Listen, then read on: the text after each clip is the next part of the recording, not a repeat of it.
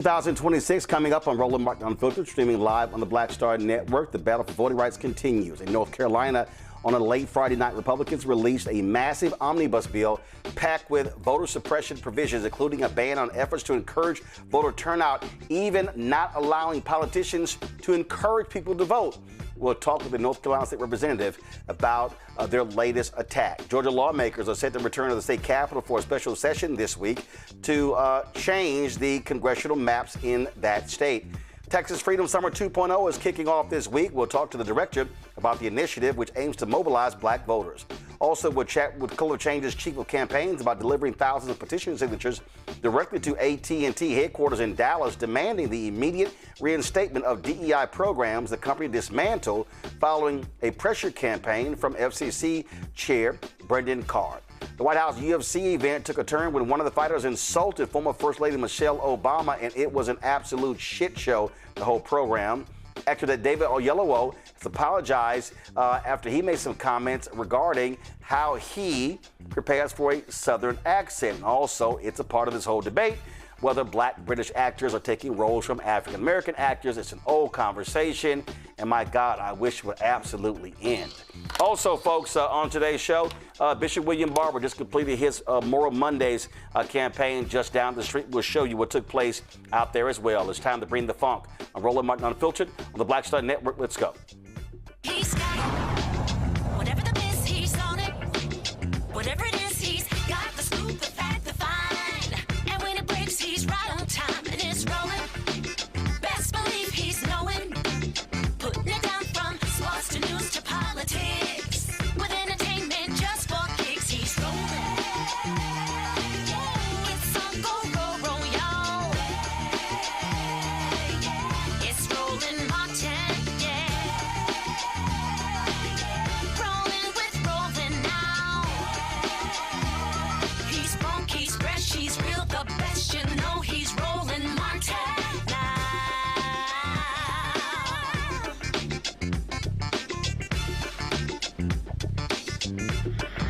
Martin.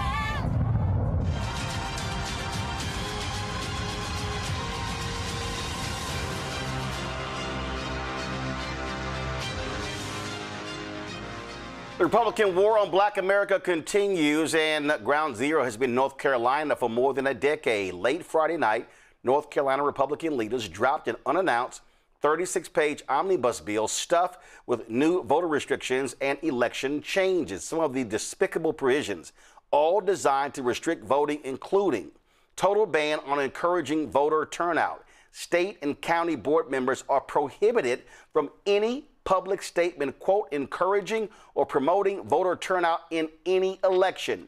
It grants the Republican state auditor total discretion to audit all machines, county offices, and personnel involved in any election.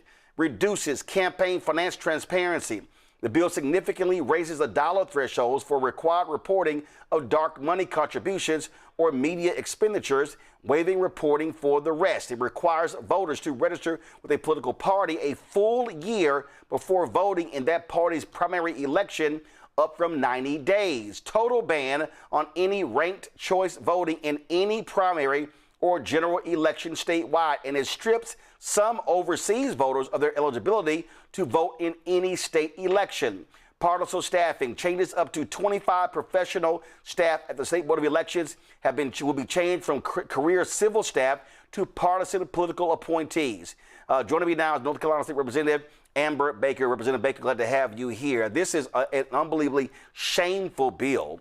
To say that you can't even encourage people to vote is absolutely a violation of the First Amendment. Absolutely. Absolutely, Roland. You know, we in North Carolina, unlike what's happening around the rest of America, our constituents and voters are struggling with higher costs with utility bills and rising gas costs and the cost of feeding families and the lack of workforce housing. And yet the Republicans are choosing to focus on election law changes and so close to the November elections. And additionally, this is not new for them, that they have a track record of trying to change election laws not too far from our general elections.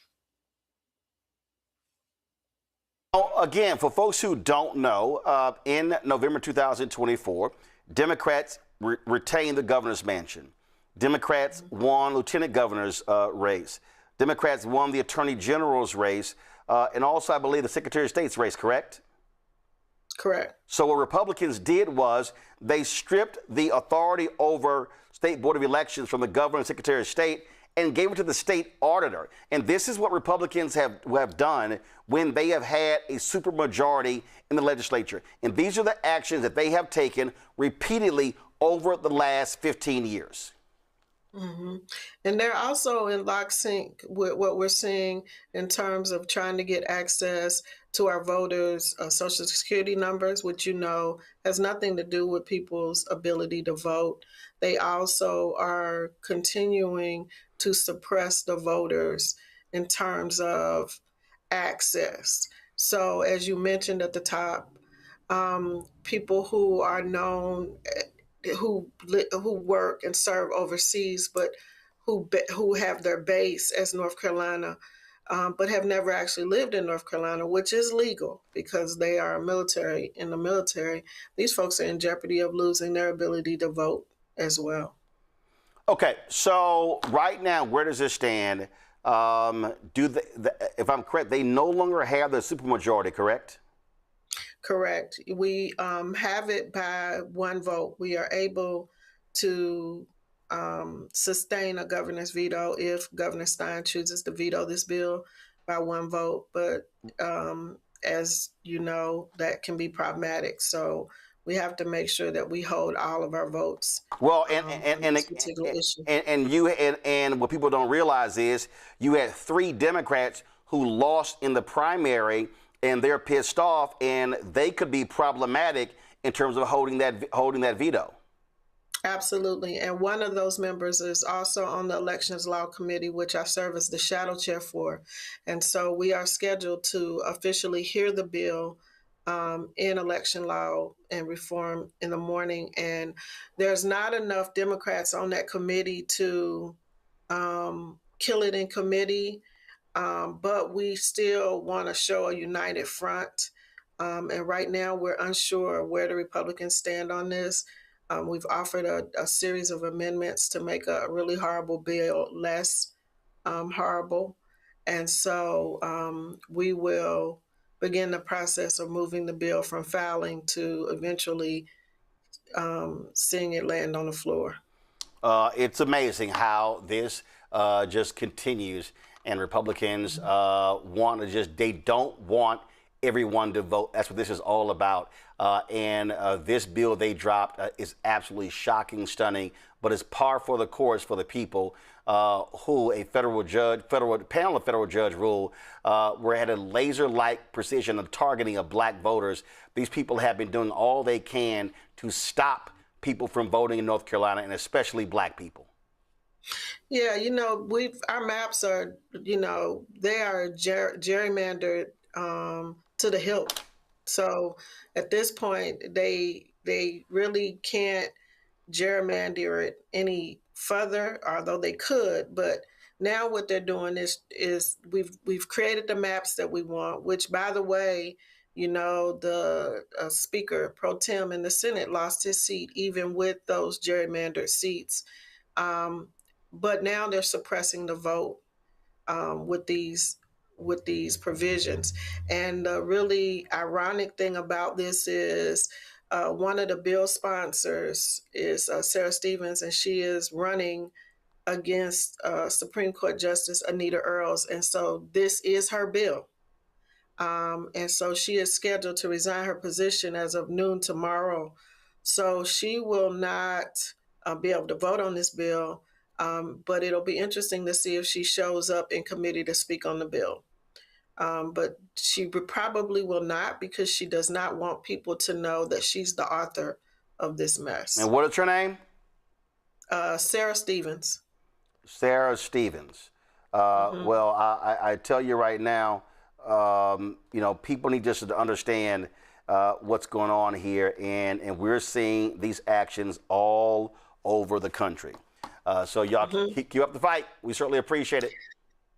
We will keep up the fight. And the other person on that bill sponsor for people to keep a close eye on, because he is in a flippable seat, is John Blust out of Guilford. John, spell the last name? Blust. Got it. Okay. And he was on the floor a couple of weeks ago talking about how America has gotten a bad rep for slavery, and how in some ways we're responsible for the demolishment of slavery, but America doesn't get enough credit for that. So that is the shenanigans that we're dealing with. Crazy. All right. Representative Baker, we appreciate it. Thanks a lot.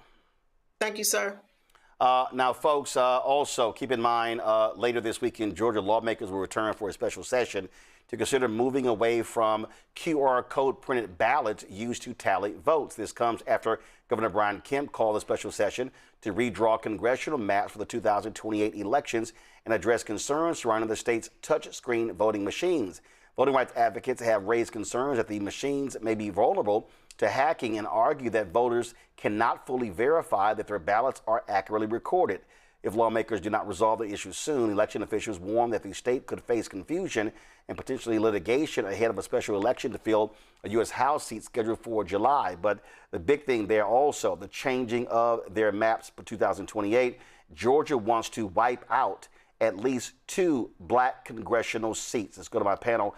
Joining us today is Dr. Omekongo Dibinga Sr., Professor of Electoral School of International Service, American University. He joins us right now from Washington, D.C. He also is author of the book, Lies About Black People, How to Combat Racists. Jelana Jones is Texas State Representative and lawyer from Houston. Dr. Derek Jackson, State Representative from Georgia, from Atlanta. Glad to have all three of you here. I'll start with you, Derek. What's happening in Georgia? Again, they are targeting black people. This is an attack on black people. And what you see in North Carolina, they absolutely are scared to death of massive voter turnout. Republicans lost the top 4 positions in the state. You've got a U.S. Senate seat that is up for grabs. You've got the Nita Earl seat on the Supreme Court. If she retains her seat, it will be 5-2 Republicans. 3 of their seats are up in 2028. That's what all this is about. You're absolutely right, Roland. I mean, this is about trying to diminish black voters' power. I mean, think about it. They're going after Sanford Bishop's seat. He'd been there for 30 years. They also want to go after the late Congressman David Scott's seat. And so we see what they're trying to do. Number one, they keep trying to use what happened in Louisiana, that court case in Louisiana. That has nothing to do with Georgia. Georgia's not mentioned in that case, Roland. Has absolutely nothing to do with Georgia. So it's wrong what they're trying to do. It's illegal because they're also saying, well, we have a legal right. No, it's not. We're not supposed to be here, Roland, until 2030. And so we don't even have current census data to redistrict and redraw these maps. And so the last, and I appreciate you having my dear sister from North Carolina. This threat around where we are, we have what our ancestors did not have, Roland. Because back when they created the Voting Rights Act, they didn't have not one black person in Congress, not one black person in the state legislature, not one. Not one. And so they're trying to roll back the clock from 1964 and 1965 to where we are in 2026. And so we cannot allow for this to happen. Our special session will start on June 17th. We're asking everyone near and far to show up and be that voice. We need to, this is not just about Georgia. This is about the South. From Louisiana, Texas, Mississippi, Alabama, Florida, South Carolina, North Carolina. And so we're asking everyone to show up on June 17th. Programs such as yours, we got to bring more visibility to this because what they're trying to say, they have the right, and we all know it's very wrong. Jolanda, I'll go to you. Again, you have been part of these battles in Texas, and it is absolutely a Republican war on Black America.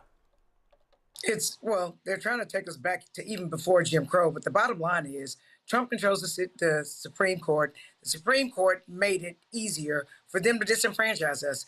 And what you can see is Trump knows he's really messing up, as do his allies. So they have really lost their minds, and they are desperate, and they're trying in every state where they have somebody Republican who can do something to literally change the rules and confuse people before it's time for them to vote. And quite frankly, with the racist gerrymandering where they've cracked and they've packed us, in other words, they've taken Black people where we were concentrated and could control the outcome of an election and divided us up to weaken our concentration. So the only way for us to overcome this is to go out and vote during these special elections during November like we've never voted before, because this literally is going to determine how far we are able to go in the future and whether we will continue to have rights, because our kids have less rights than we do, for sure. And so that's what the Calais case in Louisiana was. It was so that the Republicans can do exactly this, because the Supreme Court has no legitimacy. It is absolutely the voting piece for the president. And it's my understanding that this just came out on Friday. What's today, Monday? So people had to be working to try to figure out how to stop this. But the only way, again, for them to be able to stop anything in Georgia is to go out and vote. And I know we're not talking about like them saying you can't tell anybody when to vote. That violates the First Amendment, first and foremost. So I think that people need to tell them anyway when it's time to vote, and like all day, every day, clearing calls in Black newspaper and Black media on here, Roland, and everywhere else, so that Black people know when it's time for them to go vote, because we will be worse than Jim Crow if this is able to go forward. And it's unacceptable. It's unconstitutional. It's illegal. We are under attack, and we better start fighting back, because if we don't, they're going to drag us back into slavery. Ome Congo, I've been saying over and over and over again for years, the only way to stop these people is at the ballot box, and that requires a massive, massive Black voter turnout. Absolutely. And without the vote, we're nothing. I'm going to add another piece that is not as important as voting, but is like 1A or part 2. That letter that the CBC wrote to these companies, we have to continue to demand that these companies answer and let them know that there's going to be real consequences if they do not. They got their money that they're giving to the ballroom. Some of them sponsored these UFC bouts that happened over the weekend. I know we'll get to that later. And some of these and all of these politicians in these states are being funded by somebody as well. And that's another area that we need to do more to speak up on, to let some of these companies know that we can really start to, if we really come together and get organized, we can shut them down as well. So the political piece, the voting piece is number one, first and foremost. We all have said that here, but there are other ways that we can be strategic about it. In the same way that you talk every week about our Black dollars and the power that we have in our community, in the same way that the CBC wrote that letter saying, hey, you organizations got to speak up, we need to put more pressure on them. I saw Angela Rye doing a video about that last week when she was like, people are cowering out, they're speaking up, they just want to protect, they're not speaking up, they just want to protect their checks. And I feel like those folks need to be called out too. But we have to follow up more with these companies, because I think that that's a key component. They're skating by right now while they're helping Trump and MAGA do everything that they want to do. They need more pressure right now. As the phrase says, pressure bust pipes, and that is needed. I got to go to a break. We'll be right back. Roland Martin Unfiltered here on the Black Star Network. All right, folks, let me tell you about Chapter. Now, if you're on Medicare or about to be, the system is not set up to work for you. Too much fine print, too many plans, and too many people making money off of your confusion. And look, we're used to this. We're no strangers to systems that don't have our best interests at heart. But we don't have to accept it when it comes to Medicare. That's why I'm telling you about Chapter. Their advisors are independent and honest. In fact, they're the only Medicare advisors that compare every plan nationwide. And they're focused on one thing: what works for you. If there's a better plan out there, they'll find it. If you're already in the right one, they'll tell you that too. There are no games. Just last year, people who switched with Chapter saved an average of $1,100. It's 20 minutes and a real person. It's completely free. My parents actually have already called. My mom sent me a text. Folks, give Chapter a call at 724-264-8281, 724-264-8281, and connect with someone you can trust. Folks, these are the kind of services that we need for our audience here at Roland Martin Unfiltered and the Black Star Network. So call Chapter right now, 724-264-8281. Hey, what's up? Geek Tony in the place to be. Got Kicked Out Your Mama's University, creator and executive producer of Fat Tuesdays, a hip-hop comedy. But right now, I'm rolling with Roland Martin, unfiltered, uncut, unplugged, and undamn believable. You hear me?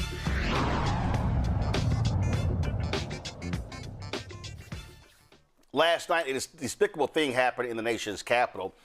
Donald Trump literally turned the White House into a trailer park.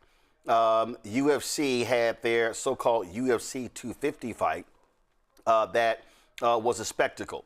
And remember, the word spectacle doesn't mean that's a good thing. It was pathetic to see this take place on the White House lawn. 4,000 people who were invited to witness this. They had the whole military flyover, all of the imagery, all this crap. Really, what it was a way for Donald Trump to throw himself an 80th birthday party. It was just unbelievable. And remember, these Republicans, remember when they criticized President Obama for adding basketball goals to the White House tennis court?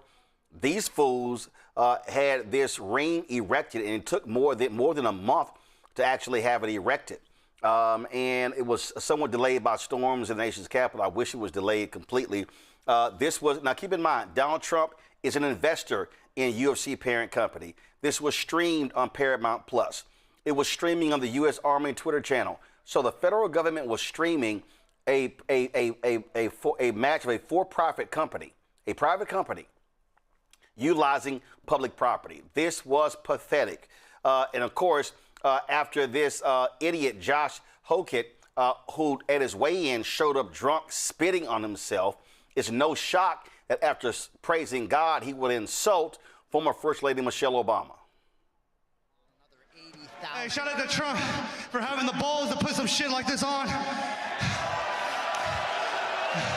And if I'm gonna say anything, there's only one person more incredible than the Incredible Hulk, and that's my Lord and Savior, Jesus Christ.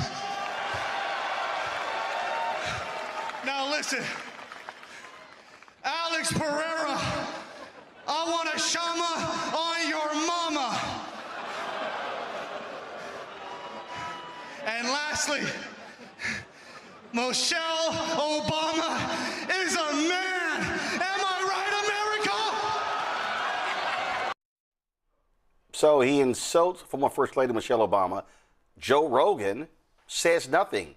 He's smiling the whole time. All y'all black people who watch and listen to Joe Rogan, you should be ashamed of yourself for that. That's what that was all about. And Donald Trump said nothing, did nothing, and so did the leader of the UFC, Dana White, who sat ringside next to Donald Trump. At the post-news conference, did Dana White address this issue? No, didn't say a word. Now, he had an interview late Sunday night with Time Magazine. He said, quote, I understand that the Obamas are public figures, but I'm completely against saying nasty and false things about people's families. Everyone knows my position on free speech, but I hate that kind of nonsense. So why didn't you get your punk ass in the ring and say that? Why didn't you say it during the broadcast? Oh, maybe it's because you slap your wife around and you don't mind women being insulted. And remember when that idiot at Fox News, Emily Compagno, said last month, that totally dim-witted host of Fox is outnumbered. Remember when she got upset and said, why doesn't Michelle Obama stand up and defend Melania Trump? And my second observation is I would really appreciate if any former First Lady would release a statement and just say, I stand in support of this First Lady. Wow. Because that absence of commentary in the way of many, Michelle Obama is on her podcast all the time. We've heard her thoughts on a lot of things. Can she just spare one sentence in support of this First Lady who has been through so much, who has a target on her in the public square and out? It is horrifyingly atrocious how she has been treated. I would love for there to be some support coming out of her mouth. Wow, have any of y'all seen Melania Trump's statement today condemning what that idiot said about Michelle Obama? Nope. Matter of fact, I'm sitting here and I'm going through. I don't recall Outnumbered saying anything today. Now, I don't watch that trash, but yeah, I don't see anything. So it's amazing how selective they are in defending attacks on first ladies. It goes to show exactly who these people are. For him to say that, and for Dana White not to say anything, it goes to show you who they are. Well, CM Punk, when he was asked would he show up at that particular fight, he was very clear. A lot's been made on this White House trip. What do you make of it? Would you accept a trip to the White House if invited? Interesting question. Number one, I would not be invited. Number two, no, I would not go. Just no reason to? No, I'm not. David Duke invites me over for tacos. I'm not going to David Duke's house. You know what I mean? Like, come on. Let's call it like I see it. Sure. You know, racist is a racist. I don't care if you're in the White House or, you live down the street from me. Like, I'm not hanging out with you. See, that's what happens when you have integrity. Sean Strickland, UFC champion and American, was not invited to this big celebration. He went on social media and said it was because of his prior criticism of the state of Israel. Well, he showed up anyway to the big party they had out at the Ellipse. And so check this roll of video. Everybody relax. Everybody relax. Be cool. Be cool. We got to make it to the stage so we don't die. Be cool. Yo, Sean. My dog. Don't say anything racist. I'm on live.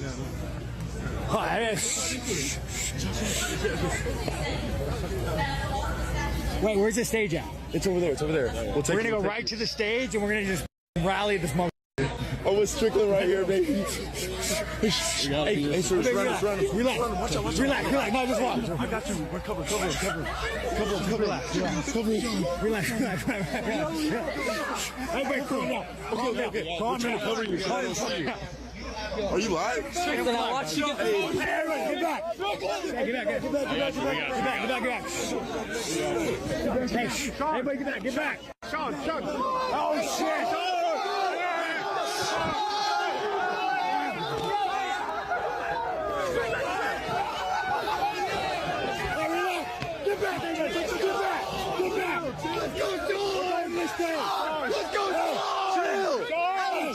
Chill.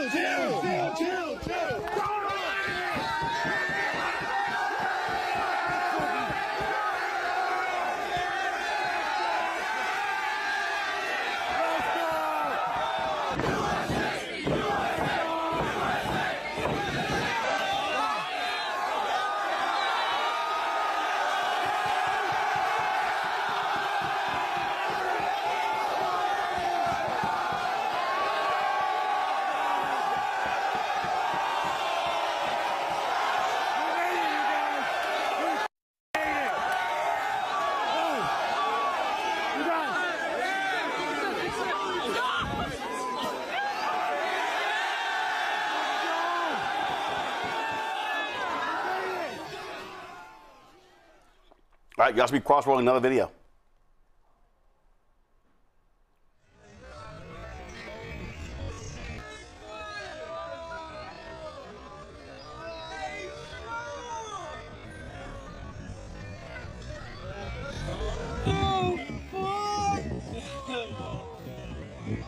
I cannot believe that, bro.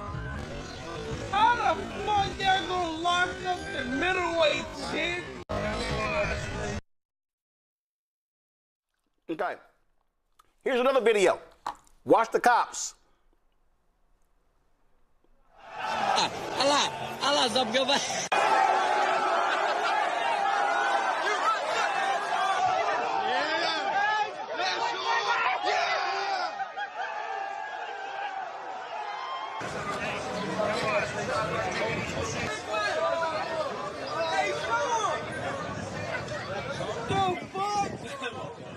I cannot believe that, bro. How the fuck y'all gonna lock up the middleweight chick? Pretty sure I didn't break them all. Like, I'm pretty sure. But I'm about to go into jail. So, let me explain something to y'all. It wasn't ticketed at the fan deal. Open to the public. Strickland shows up. Oh, they said, nah, you critical of Israel, which means Trump, you gotta go. I guess Dana White doesn't really believe in free speech, does he? Let's go to my panel, get their thoughts on the pathetic display of ignorance that we saw this weekend. Omekongo, you first. Ooh, man, it really ties into my last segment, comment about first of all, the White House and the entire administration just being for sale. And I talked about the sponsorship. Yes, you talked about Trump being invested in this, and he's talking about, leaving it up there. And the fact of the matter is that this is a fundamentally violent man who believes in violent demonstrations.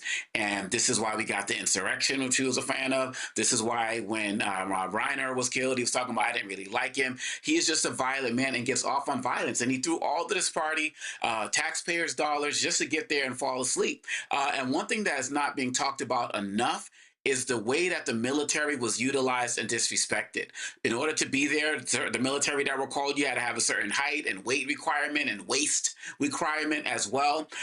When you see somebody who has a certain, I know Representative Jackson knows this better than I do. When you have a certain type of recognition, you're supposed to get saluted when you're walking down. And so, these soldiers who are walking down with these martial arts fighters, and people thought that the military was saluting these martial arts fighters, but they were saluting, the members of the armed forces who are escorting them down there. So it was just disrespectful. He disrespected our military and cost the taxpayers millions of dollars, all for what? All for this. And then to have that racist remark at the end, this shows exactly who they are. Just like the commentator said, or the guy you showed, I'm not going to go and hang out with a racist. I'm just not going to do that. And we don't have enough people who have that type of gumption to be able to call that out. And lastly, Joe Rogan, you're a coward.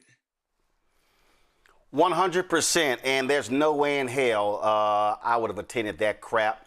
And there's some black folks I know who did, and that's pathetic as well. Jolanda, your thoughts about the just ridiculous and utter display and a waste of taxpayer dollars. Security alone, Washington, D.C. is going to have to get paid back about $12 million as a result. That's what it's going to cost taxpayers for that crap that took place 2 blocks from here.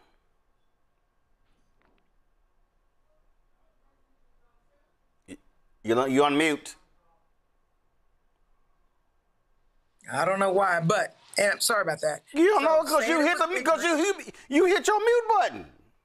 I don't believe so. But let's get back to this. To say that it's ignorant is super nice. It's racist. Call a spade. That's what it is. Number 2, it is obvious that Donald Trump and Republicans and white men especially are terrified of black women because they know that we are the most qualified of anyone, which is why they always coming for us. And they're going to continue to come for us because we know exactly how to get them, how to stop them. That's the second thing I'll say. The third thing I'll say is, look, the little man they showed was like 5'7". He's a freaking Lilliputian is what he is. So these are a lot of men with little things, and they're trying to make up for it with their big words. And I'll also tell you, why on earth would Michelle Obama, with very many letters behind her name, be defending Melania Trump, who's never defended Michelle Obama? And Michelle Obama ain't never had to take her clothes off, ain't never had to strip for nobody, ain't never had to take no naked pictures and be able to come up in this world. And Melania Trump has. And so Melania Trump is a, I guess, pretty face if you like them looking like that. And that's how she got to where it is she is. But you know what? They're going to keep coming after President Obama and Michelle Obama because they don't have anything better to do and they have nothing substantive to criticize us for. And the fact that Donald Trump gets to commingle private funds with public funds is illegal. And when he gets out of office, we need to go after him and put him under the jail, which is exactly where he deserves to be. And we need to cancel every black person that was at that event. And black people do not need to watch WWF or whatever the hell it is, because it's racist as well. I'll tell you this here. This was altered in Photoshop on social media. That was not the shirt that Sean Strickland was wearing, but hey, it's also true. Trump is in the Epstein files, Derek. You know, this is grounds for impeachment. Let's just start there. This is grounds for impeachment. The Congress need to do their job and start this impeachment process right now. I read something earlier today, Roland, that this individual that's occupying the Oval Office, since he's been in for his second term, has enriched his family $3.4 billion. Now, a lot of folks will ask, well, how is that so? Well, this is a great example. Pay-per-view, he's part of that. He got some of those dollars. But I just want to address the military piece. As one that served this country for 22 years, I just posted the late, great Brigadier General Charles McGee. He's the last of the Tuskegee Airmen. He was 102, served this country. And when I watched those 12 jets that was part of this process, this is not a $5 million jet. Those jets each cost closely $50 million apiece.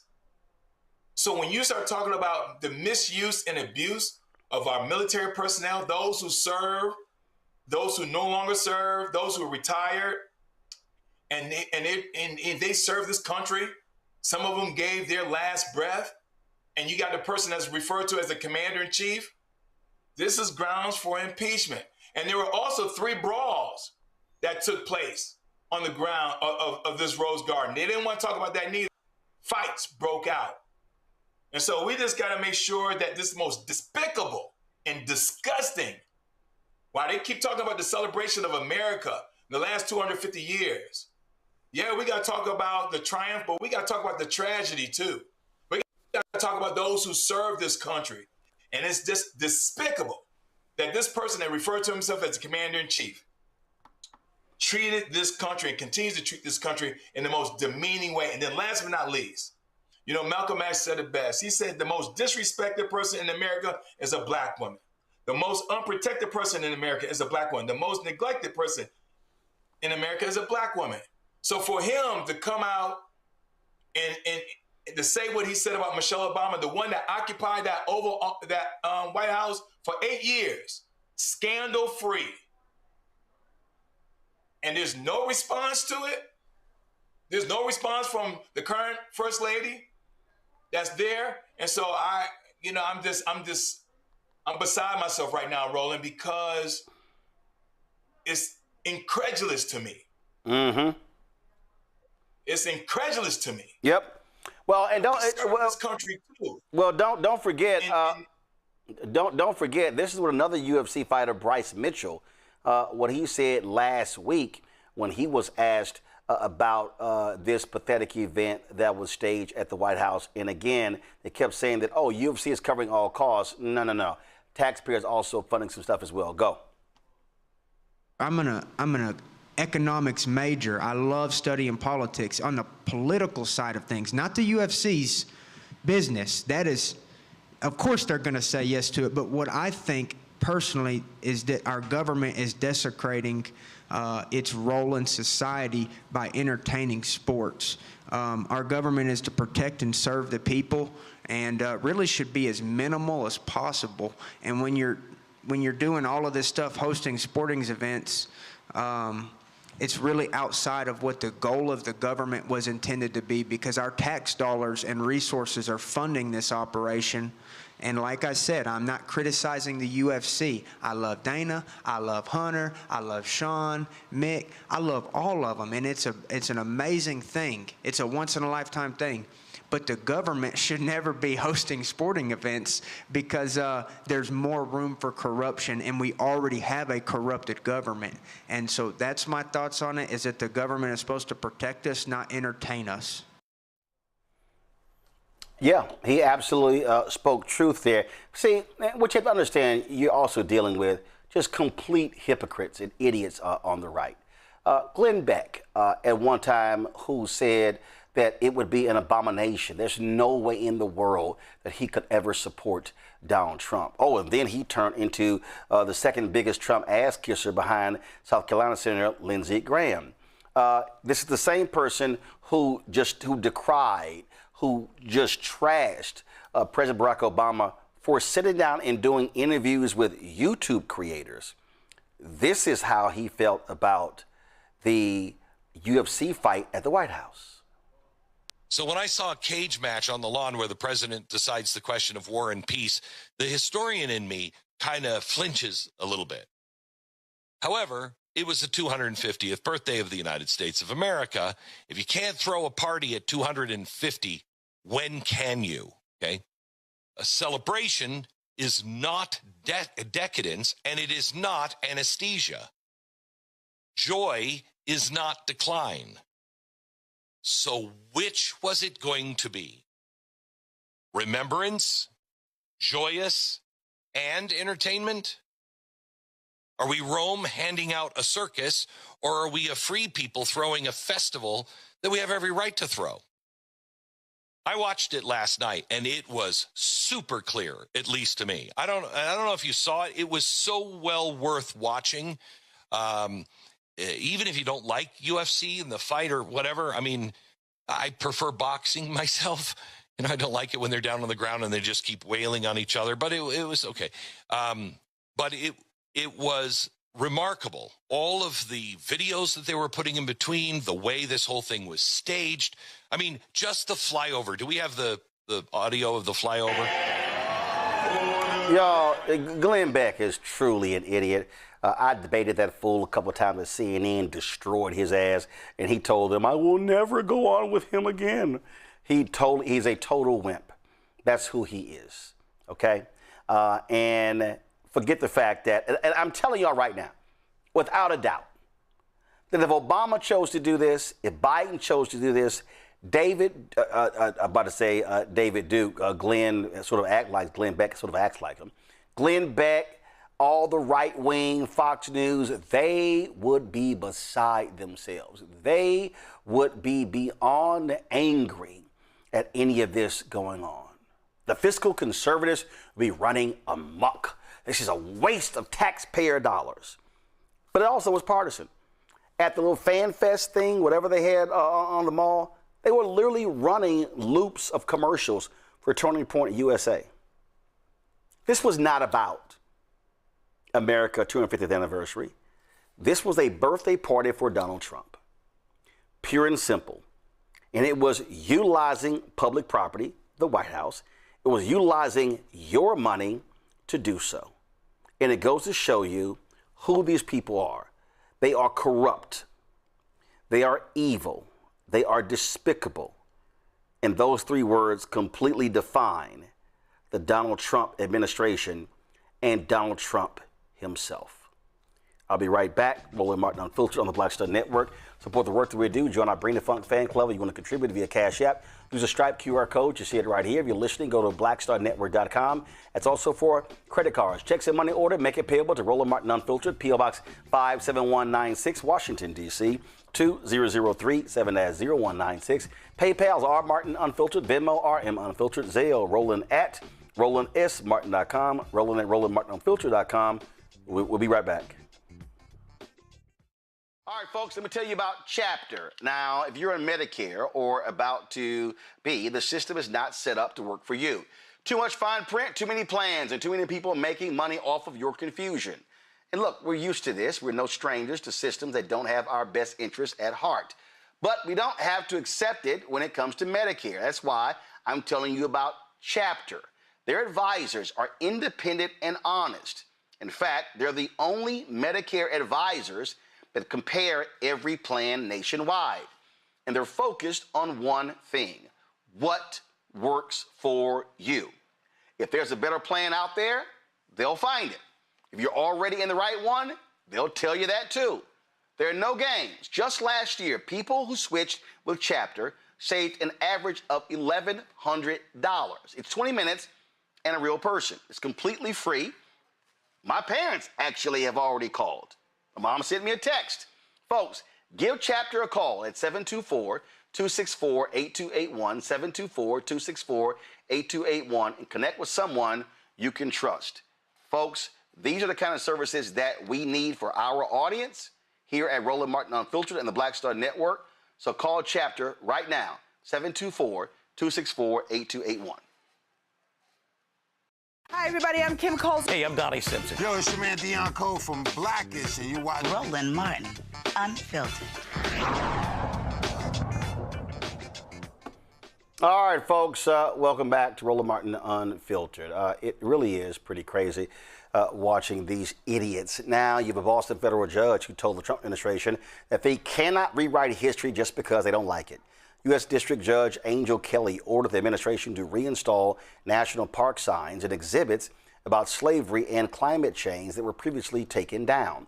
In March 2025, the twice impeached, criminally convicted felon-in-chief Donald the Con Trump signed an executive order directing agencies to remove materials that portray the U.S. as inherently racist, calling them, quote, a false revision of history. Nah, no, it's not. However, the plaintiffs argued the policy was unlawfully adopted and resulted in the censorship of historically accurate information. Judge Kelly ordered the exhibit's reinstatement within 21 days and blocked any further removals while the lawsuit continues. Now, speaking of removal, Congresswoman Joyce Beatty is doing a dance after she kicked butt in forcing Donald Trump to remove his name from the Kennedy Center. It was crazy. We talked about this the other day, and they have been so insane in trying to defend the crap that they did, trying to defend the sheer stupidity of his name being on there. And they were even filing emergency motions late Friday to keep his name on. So Congresswoman Beatty was so funny. She put out this funny video of her in the, this is right here, this boomerang of her POV when you protect the Kennedy Center. And of course, she was playing YMCA, Donald Trump's favorite little dance song. And yeah, guess what? She kicked his ass in court. And just another example, Jolanda, of Donald Trump getting his ass whooped by another black woman. I mean, that's what we do, Roland. That's what we do. And the hilarious thing is that dance that Donald Trump always does that he thinks is so cool. I actually was scared about how accurate she was. I was wondering if maybe she didn't have rhythm, but she's a Delta, so she probably does have rhythm. But in any case. Really? Are you going to be that petty? You going to be that petty? Wow. In any case, I mean, do I need to bring up Trick Daddy at the AK convention? You know what? Stop that. Stop that. I don't know why she did that. You got petty. So in any case, all I have to say is this.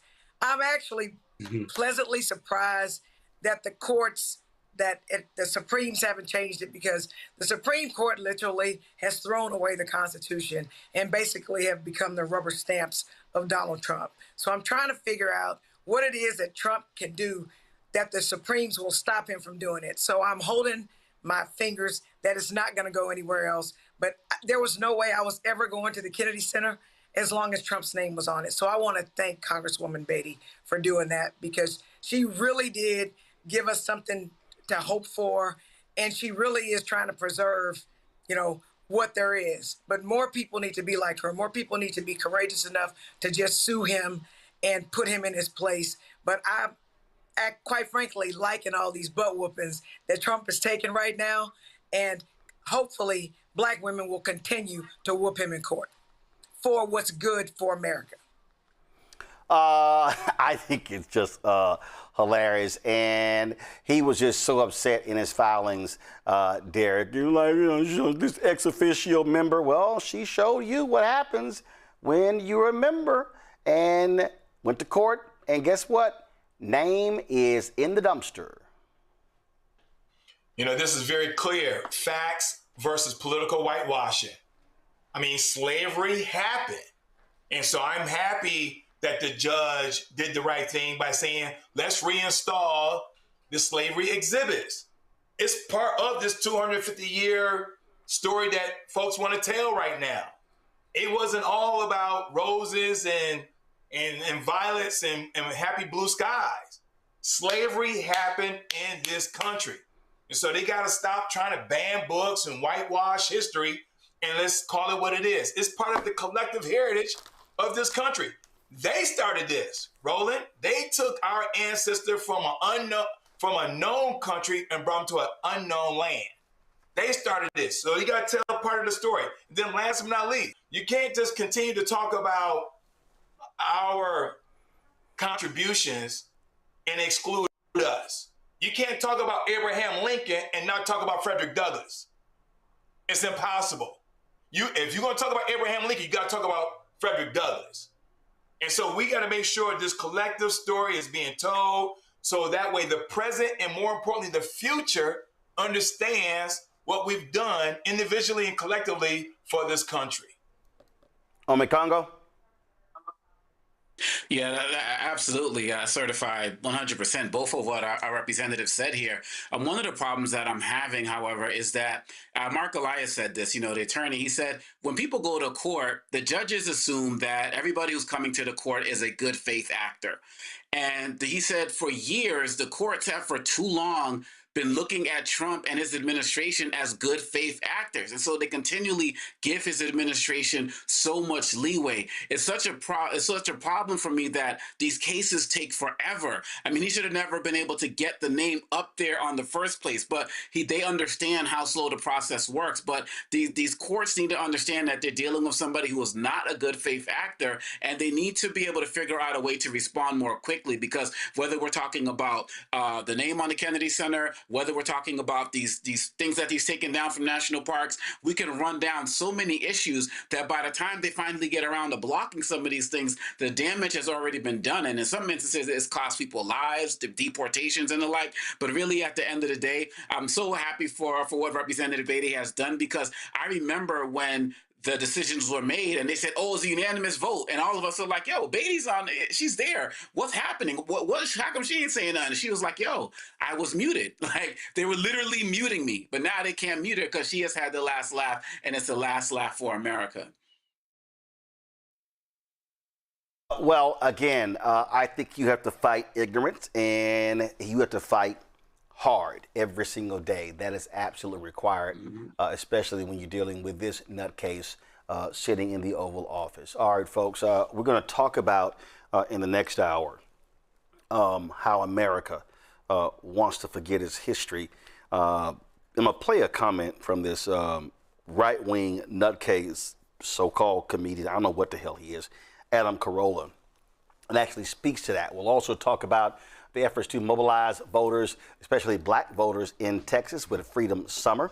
And so there's a lot we're going to break down right here on Roland Martin Unfiltered on the Black Star Network.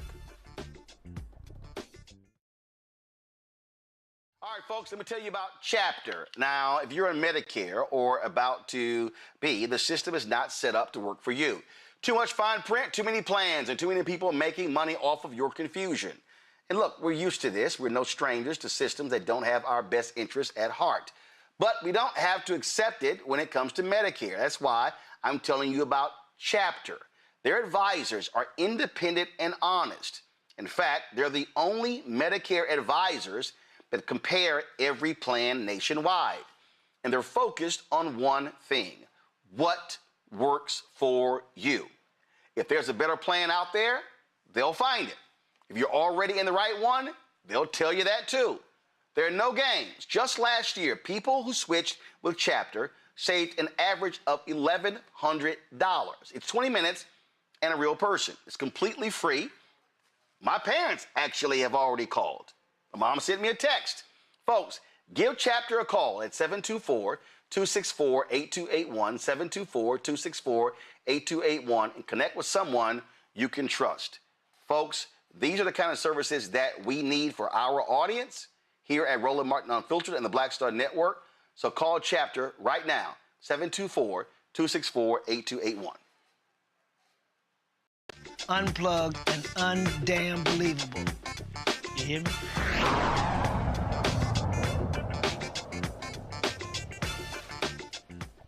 This week is a kickoff for Texas Freedom Summer 2.0. In the 1960s, Freedom Summer was a movement in which students mobilized for voting rights, converging in Mississippi and Alabama to challenge efforts to suppress the black vote. Well, the Black Faith Coalition is leading the 2026 Texas Freedom Summer. Reverend Dr. Danielle Ayers, the co-director of the Black Faith Coalition, joins us right now. Danielle, we had y'all on before. You had your first gathering that was in Beaumont. How did that gathering go, and what's next? Yeah, so thank you so much, Roland, for having me on again. I want to give a shout out to my co-laborer, Reverend Edwin Robinson, who I wanted to be on with me on tonight because I want everybody to meet him. He is certainly working very hard to make this happen. Beaumont went well, right? We had quite a few clergy. We had some local activists there. And so it really talked about what does it mean for us to mobilize voters locally, that we might be able to expand that throughout the state. And so it went very well. In fact, we had someone from West Texas in Abilene to drive to Beaumont. And because of that, they now want us to come to Abilene. So we'll be headed to Abilene in August. But our first 2-day Freedom Summer will take place in Houston on July 24th and 25th. So, you know, we have 3 Freedom Summer 2-day events. So it's really like one experience, 2 days, 3 locations. The Friday night is going to be designed really to pull in definitely some of our younger folks to get connected and engaged through live music. We're going to kick back and just have some Black joy, but also have some message in our music to encourage our young folks to come back the next day to go through mass training on Saturday, as well as folks at large, right? It's for our faith communities in particular, but certainly anybody from community who wants to come to be trained on advocacy and policy, how you can learn how to not only register people to vote yourself, but also how we do more than registering, but how do we turn people out and get them to the polls?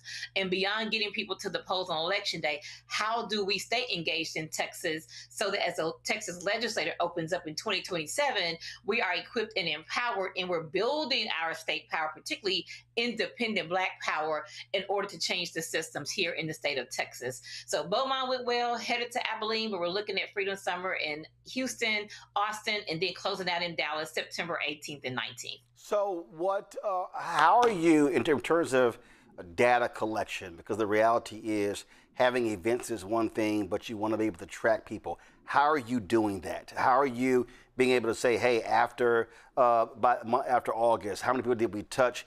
Do we have names and phone numbers and emails and social media, things like that?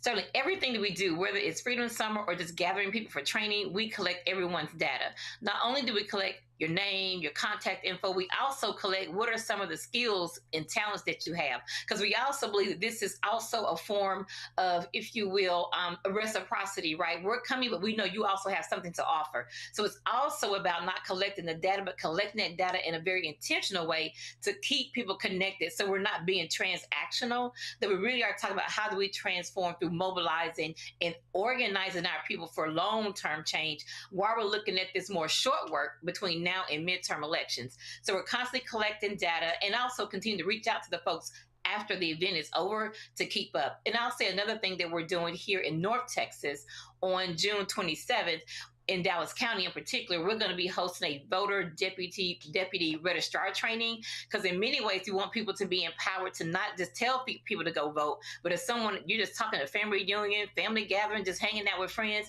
if someone is not registered, you can pull out that card and register them right on the spot to make sure they're registered to vote. And so that is hold up. So let's stop right there. Yeah. Okay. That's taking place on what day? June 27th, Saturday, June 27th, from 9:30 to 12. And so I'm going to give you a suggestion that I think you should do this on June 28th. So this took place in Chicago when then State Senator James Meeks was contemplating running for governor. What he did was he had the exact same thing you're talking about right after church. And so what they did was, it was the largest number of people who were deputized as voter registrars in Illinois history. And so what he did was they promoted that, and they said, hey, come to church. At the end of church, they were going to, so they had that very thing.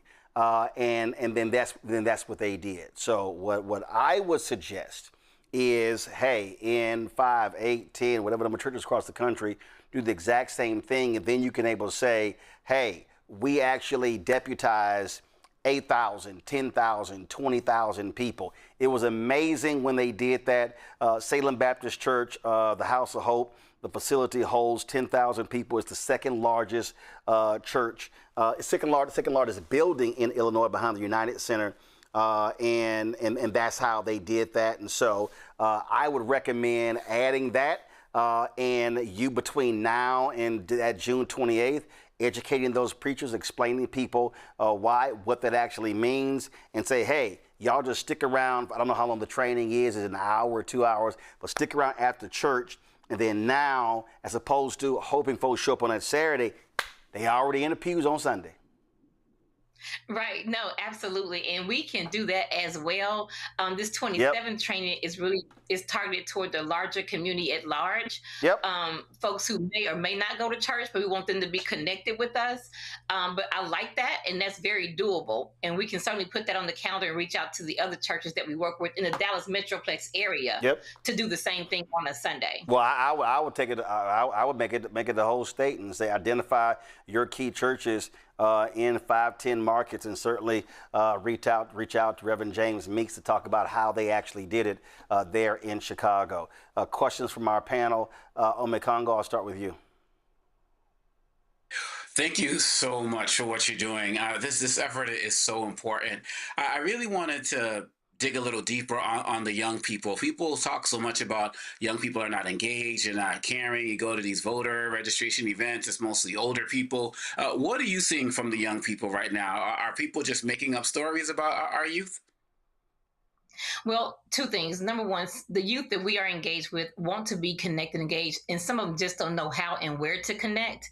And so for us, the Friday is geared toward at least having music, the arts, as a way of connecting with our young people, and then having conversations with them and inviting them to come back and to dig a little deeper and get connected based on, hopefully the arts will bring them into the space. And then if we're good and we're able to connect with them, they can say, oh, I get it. Now I'm connecting dots. Let me show up on Saturday to get involved. But also for our youth that are 6th grade through 12th grade, we have the Children's Defense Fund who will be doing a separate youth organizing training, because we want to also catch them even younger, right? To get them connected and engaged and to understand that no matter what they do in life by way of professional life or et cetera, that they understand their civic responsibility regardless of which way they go. So we're super excited about that portion of it. But it's beyond. I want to be clear that Freedom Summer 2.0 is where we want to lean into to do broad reach. But we're also constantly working to do all of those, also the smaller gatherings that are more intimate, where you have an opportunity to really get to know people, answer questions, talk to them, and connect their problems to the policy, but also more than that, to show them they already have power, and how do we then pull all this power together to have a consensus agenda as we go into the 90th Texas legislative session, because that is our North Star at this moment. It's how do we listen to the people on the ground at these engagements to find out what is important to you, what's most important to you, and how do we translate that into real policy and laws here in the state of Texas, as much as we can from the ground up at your municipal level all the way to the state level. Jolanda? Hey, so Pastor Dr. Ayers, nice to see you again. We were just having this conversation when you spoke with us at the Texas Legislative Black Caucus. I say that to say this: I think history is important. And what I want to know from you, we know that Freedom Summer in '64 is what ignited the Voting Rights Act. We know that. We know that it was led by young people, including people from SNCC, who wanted to inspire young people, who wanted to make a difference. My question to you is, during Freedom Summer, I know we're going to have music, because you can always get some kids to go to a concert. Are you going to have some connect the dots where you explain to the kids, because I believe that imitation is the highest form of flattery. And so you are imitating what was very successful in '64. Are you going to explain to them the connection so that they can feel a part of history if they want to be there. Because I know as I was reading about the civil rights movement, which I wasn't alive yet in 1964, and I always said, if this were going on when I was alive, I know I would be there. Are you going to do that connection for the young people so that they can see that they can actually make a difference?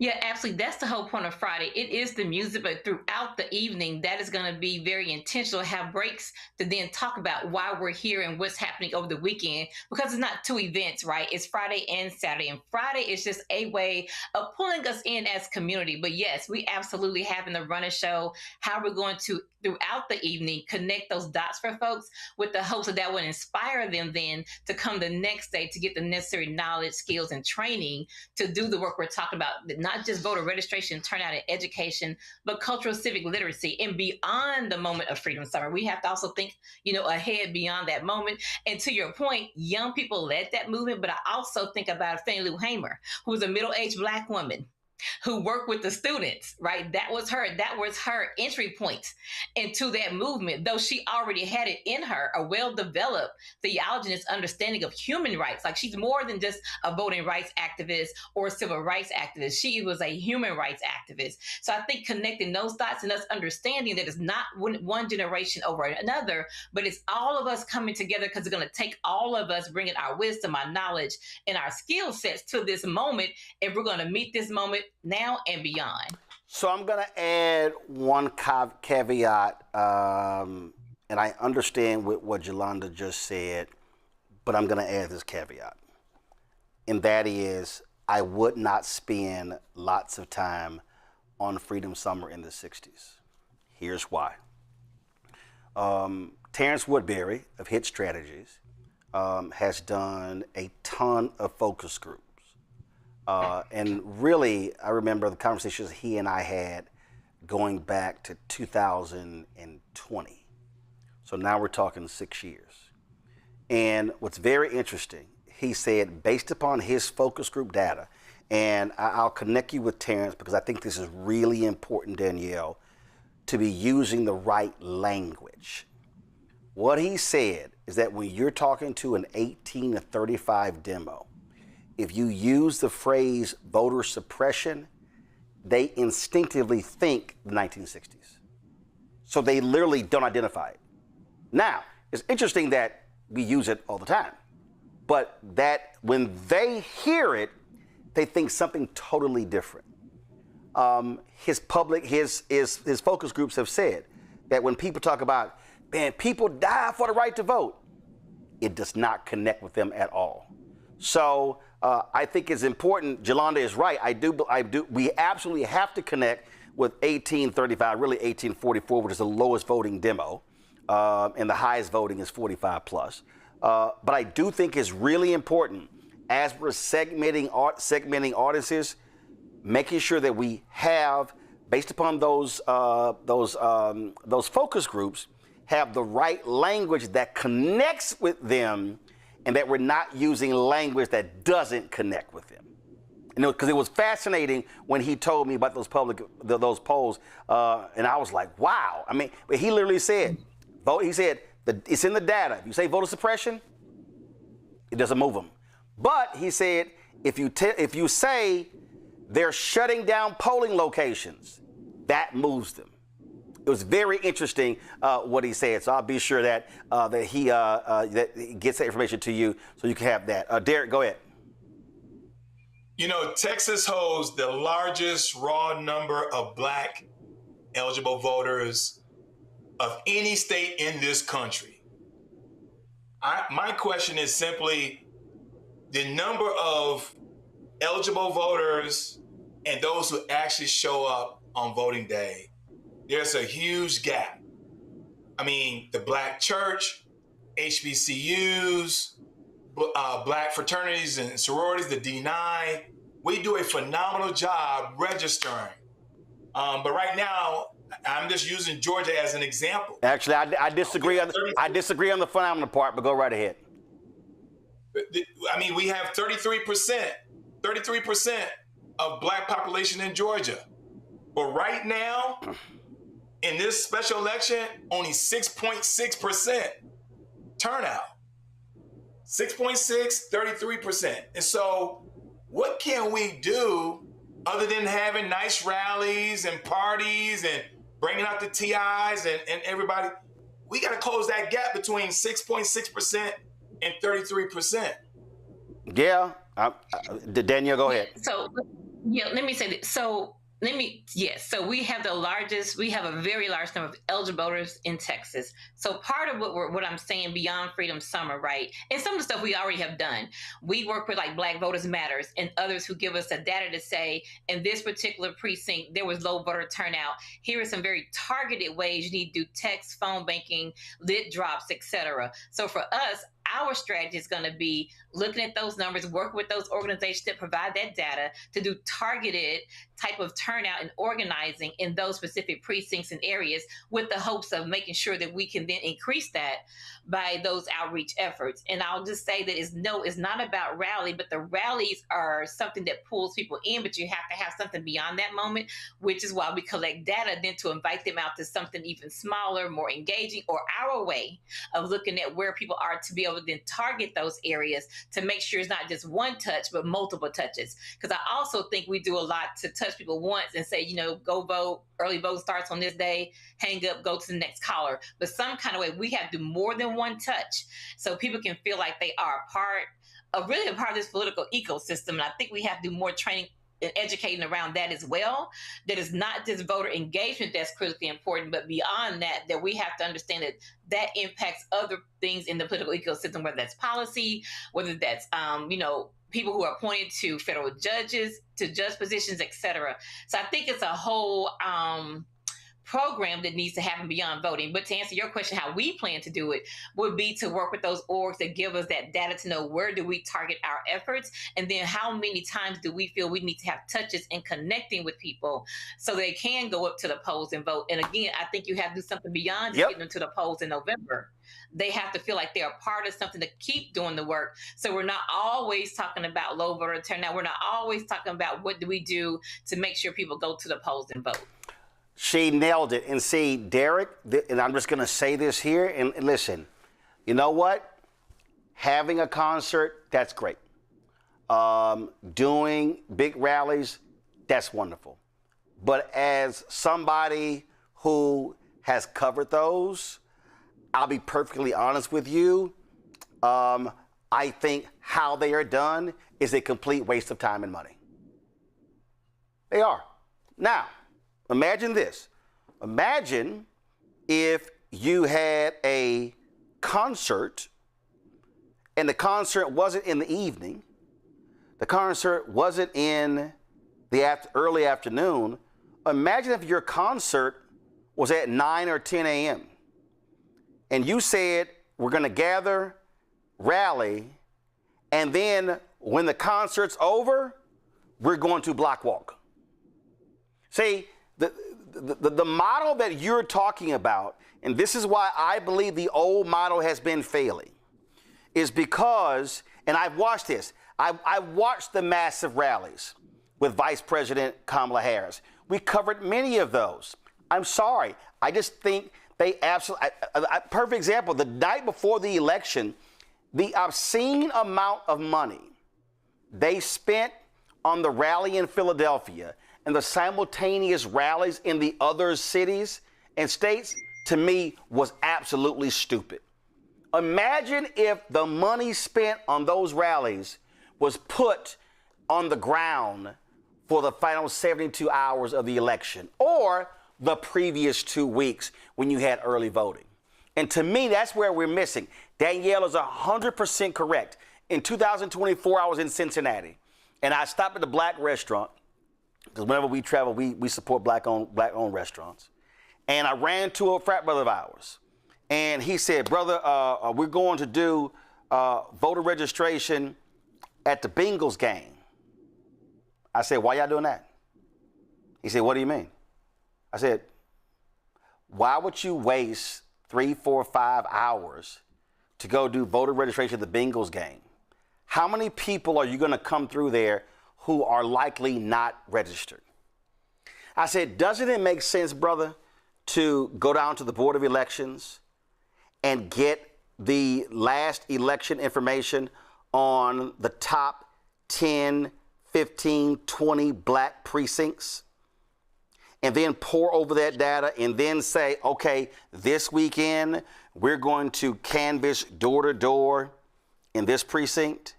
And he said, we can do that? I said, yes, the data's public. You can do that.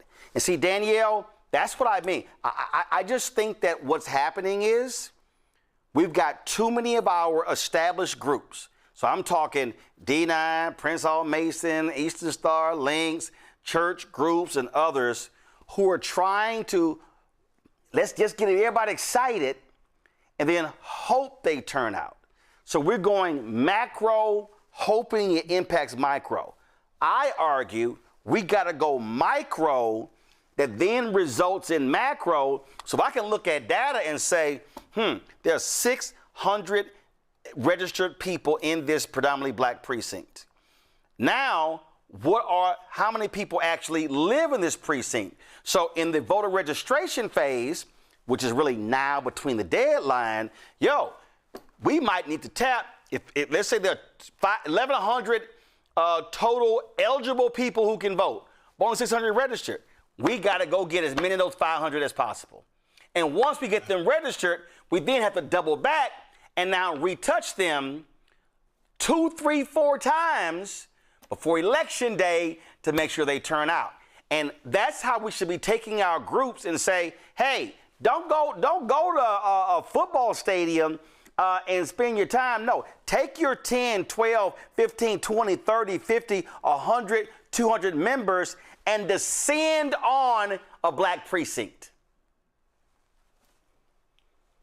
Yeah, right. I think it's out. Well, when you talk about building power across Texas, it has to be from the ground up, right? So we have to make sure that we are touching people at the very ground level. To your point, the micro approach is where we're going to have to go now and beyond. I will continue to say that we need to think beyond midterms, to 28 and beyond, right?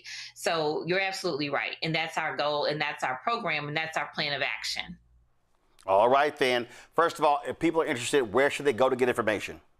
They should go to Black Faith Coalition on Instagram, is where we have all of our contact information, everything regarding Freedom Summer, and also the other work that we're doing to mobilize around the state of Texas in these smaller groups where we're building justice hubs across the state of Texas. All right, then. All right, Danielle, we really appreciate it. Thanks a lot. Thank you. All right, then. All right, folks, I'm going to take a break. We're going to talk about Brits versus American actors. The actor David Oyelowo got folks all in their feelings because of a comment he made on a podcast. But I'm going to take this thing deeper because I believe that too many people are making a massive mistake when it comes to this particular issue. Also, Color Change is targeting AT&T, saying y'all need to reinstate DEI, and the hell with Donald Trump's FCC chair, Brendan Carr. We'll talk to them next. You're watching Roland Martin Unfiltered right here on the Black Star Network. About Chapter. Now, if you're in Medicare or about to be, the system is not set up to work for you. Too much fine print, too many plans, and too many people making money off of your confusion. And look, we're used to this. We're no strangers to systems that don't have our best interests at heart. But we don't have to accept it when it comes to Medicare. That's why I'm telling you about Chapter. Their advisors are independent and honest. In fact, they're the only Medicare advisors that compare every plan nationwide. And they're focused on one thing: what works for you. If there's a better plan out there, they'll find it. If you're already in the right one, they'll tell you that too. There are no games. Just last year, people who switched with Chapter saved an average of $1,100. It's 20 minutes and a real person. It's completely free. My parents actually have already called. My mom sent me a text. Folks, give Chapter a call at 724-264-8281, 724-264-8281, and connect with someone you can trust. Folks, these are the kind of services that we need for our audience here at Roland Martin Unfiltered and the Black Star Network. So call Chapter right now, 724-264-8281. Hello, we're the Critter Fixers. I'm Dr. Bernard Hodges. And I'm Dr. Terrence Ferguson. And you're tuned in to Roland Martin Unfiltered.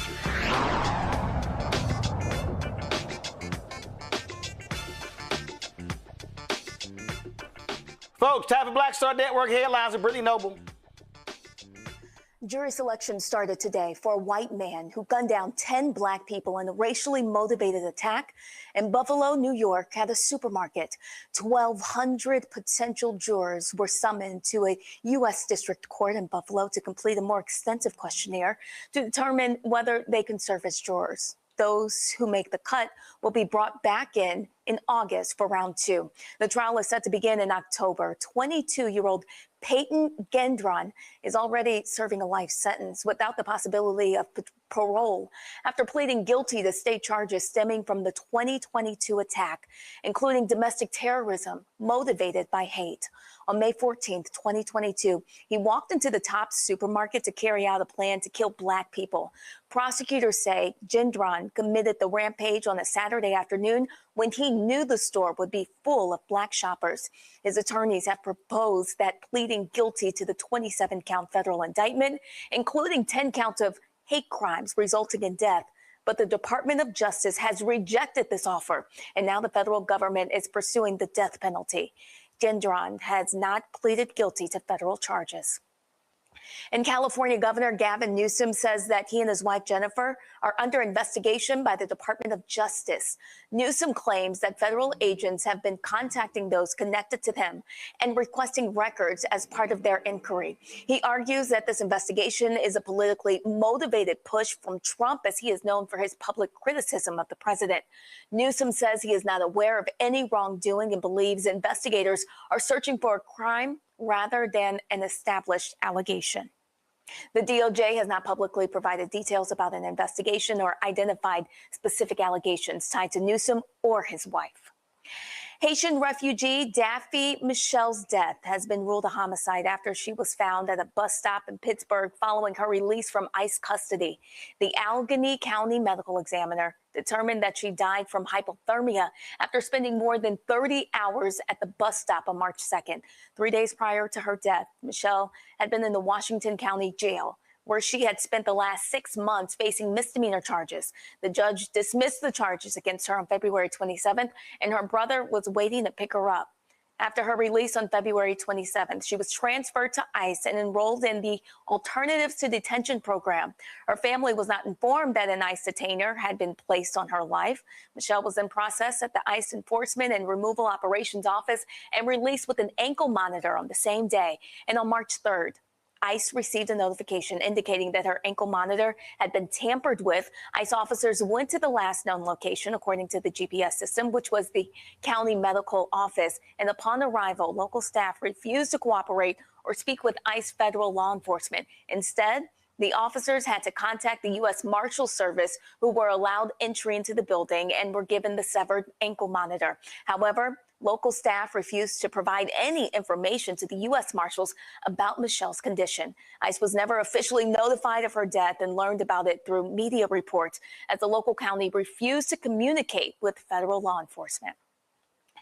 In Canada, 16 officers with the Montreal Police Department are under investigation after being accused of racist conduct. The investigation started in March after fellow officers claimed that they unfairly targeted black people. Some incidents included collecting pieces of black men's dreadlocks to keep as trophies and making racist remarks.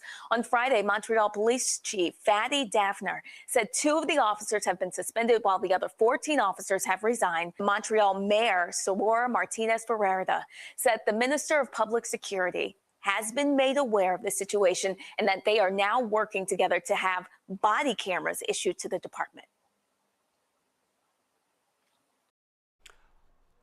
All right, folks, be sure to watch The Breakdown, Brittany Noble, every day, noon Eastern, right here on the Black Star Network. Again, The Breakdown, Brittany Noble, every day, noon Eastern, right here on the Black Star Network. All right, folks, coming up next, we'll talk with Color Change about their petitions being sent to AT&T to reinstate DEI. You're watching Roland Martin Unfiltered on the Black Star Network. Support our work. Join our Brina Falk fan club. If you want to contribute, you use the Cash App. Via Cash App, use Stripe QR code. You see it right here on the screen, or go to blackstarnetwork.com, or send check some money order to P.O. Box 5. First of all, make it out to Roland Martin Unfiltered, P.O. Box 57196, Washington, D.C. 20037-0196.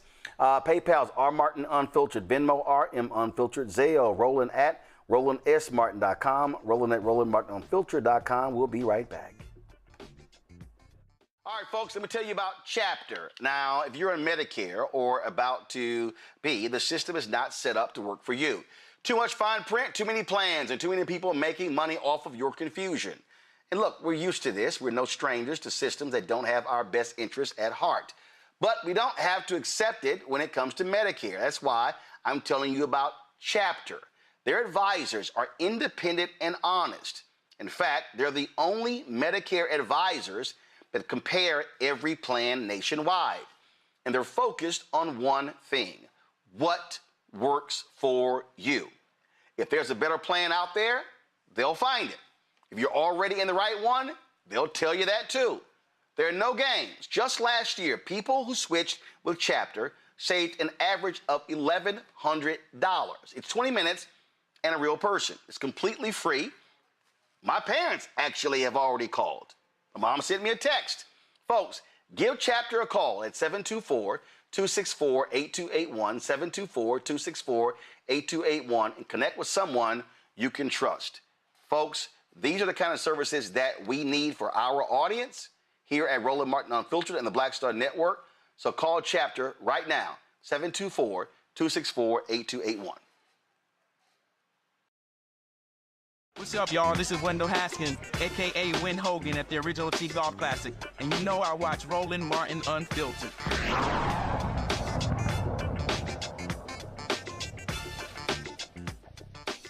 7 months ago, AT&T announced they were ending their DEI initiative. Why? Well, to have a $1 billion acquisition go through and be approved by the Federal Communications Commission.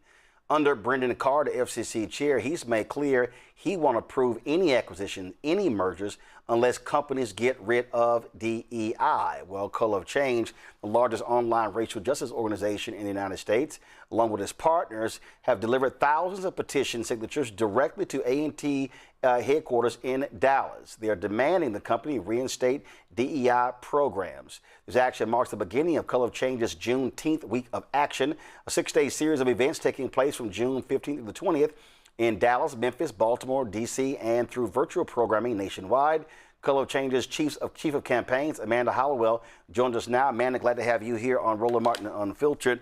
Okay, how many petitions and signatures have been delivered? We delivered well over 4,000 signatures, and so it was very significant that we came out there to headquarters to deliver those signatures, because a lot of folks had a reaction to what AT&T is trying to do.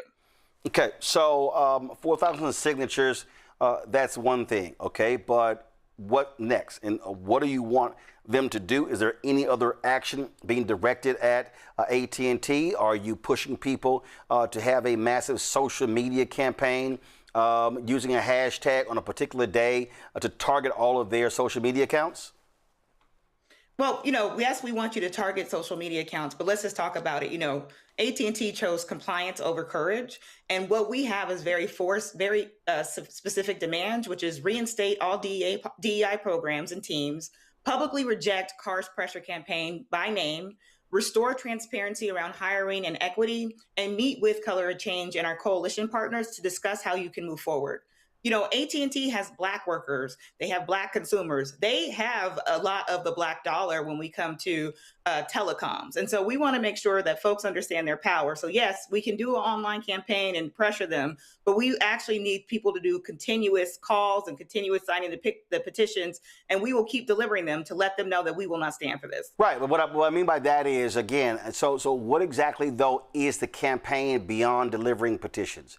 And so, or have y'all provided your toolkit to download memes that show AT&T's Black market share for internet, for cell phone service, all these different companies that they own? Will these graphics also show the AT&T board of directors? Are you talking directly with their Black board members and others? So give us a sense of, again, how expansive this campaign is. Yeah, absolutely. And so we plan on releasing a social kit towards the end of the week. What we were really trying to do was actually make this the first step of calling someone out publicly. You know, in the past, what we've done about these corporate mergers, rolling back to DEI, we pulled out a full page ad in the New York Times, and then we called out Goldman Sachs Gives in the Times Square on a billboard. And so, what we're trying to do is first educate the public and make it more visual for people to understand what is at stake. It's not just communication and media and how you receive information; it's also your civil rights. And then what we're trying to do is actually, we will be writing letters directly to leads, just like how you said, Black board members, you know, even Black celebrities that actually support AT&T or sponsored by them. We had Conscious Lead with us on the bus who came and helped us deliver those petitions. And so what we're really doing is trying to, you know, cultivate that wave of education and people understand. And then we're going to move them to the next level of calling them out, writing letters, and also trying to figure out ways that they can use different telecom services. So when you say the education, what are the components of the education? Because you're right, folks have to understand what they're protesting before they actually can say, yeah, I'm going to go ahead and do this. And how long is that education plan to be? Or so is it an intensive effort over a 2 to 4 week, 6 week strategy, and then it goes into the next phase? Give me a sense of what that is. You know, it's going to be an intensive effort for actually more than 3 months. And this is part of a bigger campaign that we call our Black Corporate Accountability Agenda.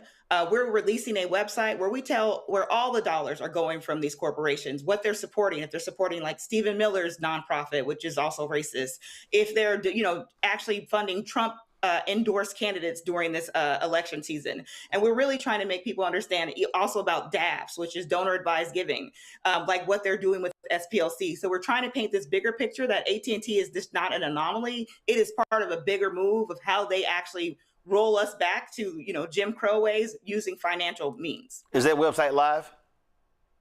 The website's not live yet. We're getting it ready. So we will actually release at the end of the week. We'll try to get our social kit out around AT&T and a bunch of other corporate accountability pressures that we're doing, and we hope to have it live within the next 2 months. One of the things, a full database of all the corporations. Before I go to my panel with questions, when we targeted CNN's Jeff Zucker for having no direct Black execs, I actually ran that campaign with NABJ, and this is one of the things that we did. We came up with 8 to 10 different graphics, such as this, that gave people a clear idea of what we were talking about. And what that then did was people were like, oh my goodness, and just the graphic alone told people exactly what was going on. Yeah. And then one of the things that we did, because some folks said, hey, let's get a letter and have people sign. I'm like, no. What I wanted each individual groups to announce that they were standing with us.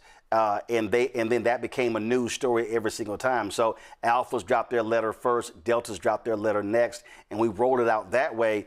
And it was like drumbeat, story after story, and they became media attention. And you know, they had to appoint 5 Black executives in a 2-month period, because when they appointed one, I was like, ain't satisfied. Then they appointed another one, not satisfied. But what was great is that people needed to really, we had to walk people through to understand, like this is specifically what we're talking about. Because I think the issue that I have today, Amanda, a lot of our folk are operating on emotion when we see these things, but we don't have lots of information that we're basing it on. And so the emotion dissipates real quick. It's different when they've been educated.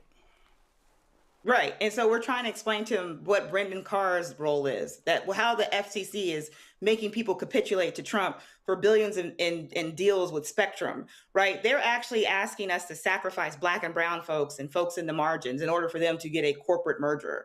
And really what they're doing is also, as you know, as an independent journalist, they're consolidating media so they can have one voice and only share one view of what they want people to understand and read. And so we're trying to take them through this, that Brendan Carr is the villain in this. He's the one that's forcing all these companies, but these companies don't have to actually agree to this. Mm-hmm. They can stand up and fight themselves. They're choosing not to because they rather have profit over saving people. There you go. Questions for the panel. Let's start with Omekongo. I think that this work that you're doing is so powerful. I was wondering, are there any conversations about possibly partnering with the CBC. We talked about earlier in the show, the letter they written to corporations as well, demanding more. It seems like from the political side to what you're doing as an organization, it could be a powerful collaboration. It could absolutely be, and we're totally open. We've had conversations with them about our work. We were just with Representative Ayanna Pressley talking about Black unemployment at the Hill, and had a whole press conference and did some advocacy around there with our members. And so for me, this only gets bigger. This was just a tease of what we're trying to actually build for folks. Yolanda, you're there in Texas, in Dallas, of course. AT&T is right there in North Texas. And AT&T lobbyists are right here in Houston and everywhere else with the legislature. Yes, they are. And so now, as my little mind is working, here's what I'm going to do, and then I'll ask you if you are asking people to do the same thing. My law office has AT&T. They carry the Wi-Fi. They carry my phone. I can change companies. Are you asking people to boycott? Right? I'm gonna write a letter to AT&T myself as an elected official, and a separate letter as a business owner who uses AT&T, because we can take our money and go elsewhere. So is that an ask? Absolutely. That is an ask. And we were really, boycott, divest, whatever it takes. Take your money back, find better or cheaper. We're just trying to get people into this movement, right? We saw what the beginning of Target did.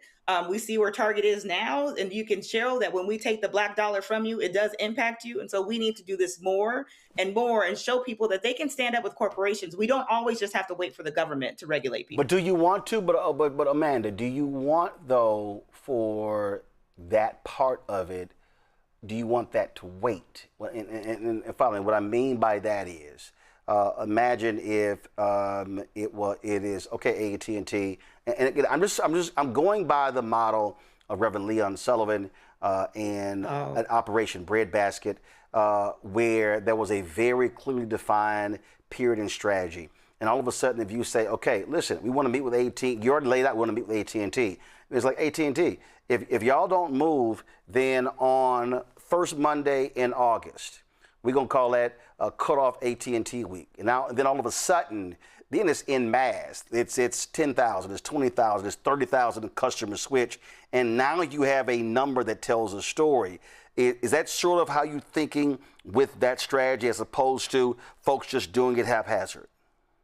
Yeah, we want it actually more strategic, but also, listen, we're not giving them too much time to respond. Right. Because they've had plenty of time to respond. And so what we will do is probably do exactly what you said, which is call a national moment for people to take action and divest their dollars from AT&T. Derek? Amanda, great seeing you again, and appreciate the work that you're doing. Hey, Derek. My question is around pledges versus actual deliverables, right? Because in 2020, for example, we had the Fortune 1000 companies came out with all these pledges after George Floyd. And I think the number was like 67, almost $80 billion. Yeah, it was anywhere from 40 to 100 billion. Yeah, it was a huge number. It was ridiculous. Right? All these corporations were doing all these pledges because George Floyd was a global movement. But I just Googled, less than 1% of companies actually delivered on their pledges. Yeah. It was like less than 1%. Yeah, right? because there was no tracking, there was no accountability. And absolutely. And to be perfectly honest, first of all, understand Color of Change does not accept corporate donations. And part of the problem is that the civil rights groups that normally would track that stuff, they depend on corporate donations and didn't do the tracking. That's right. Yeah. So he answered your question. Yeah. No, you're right.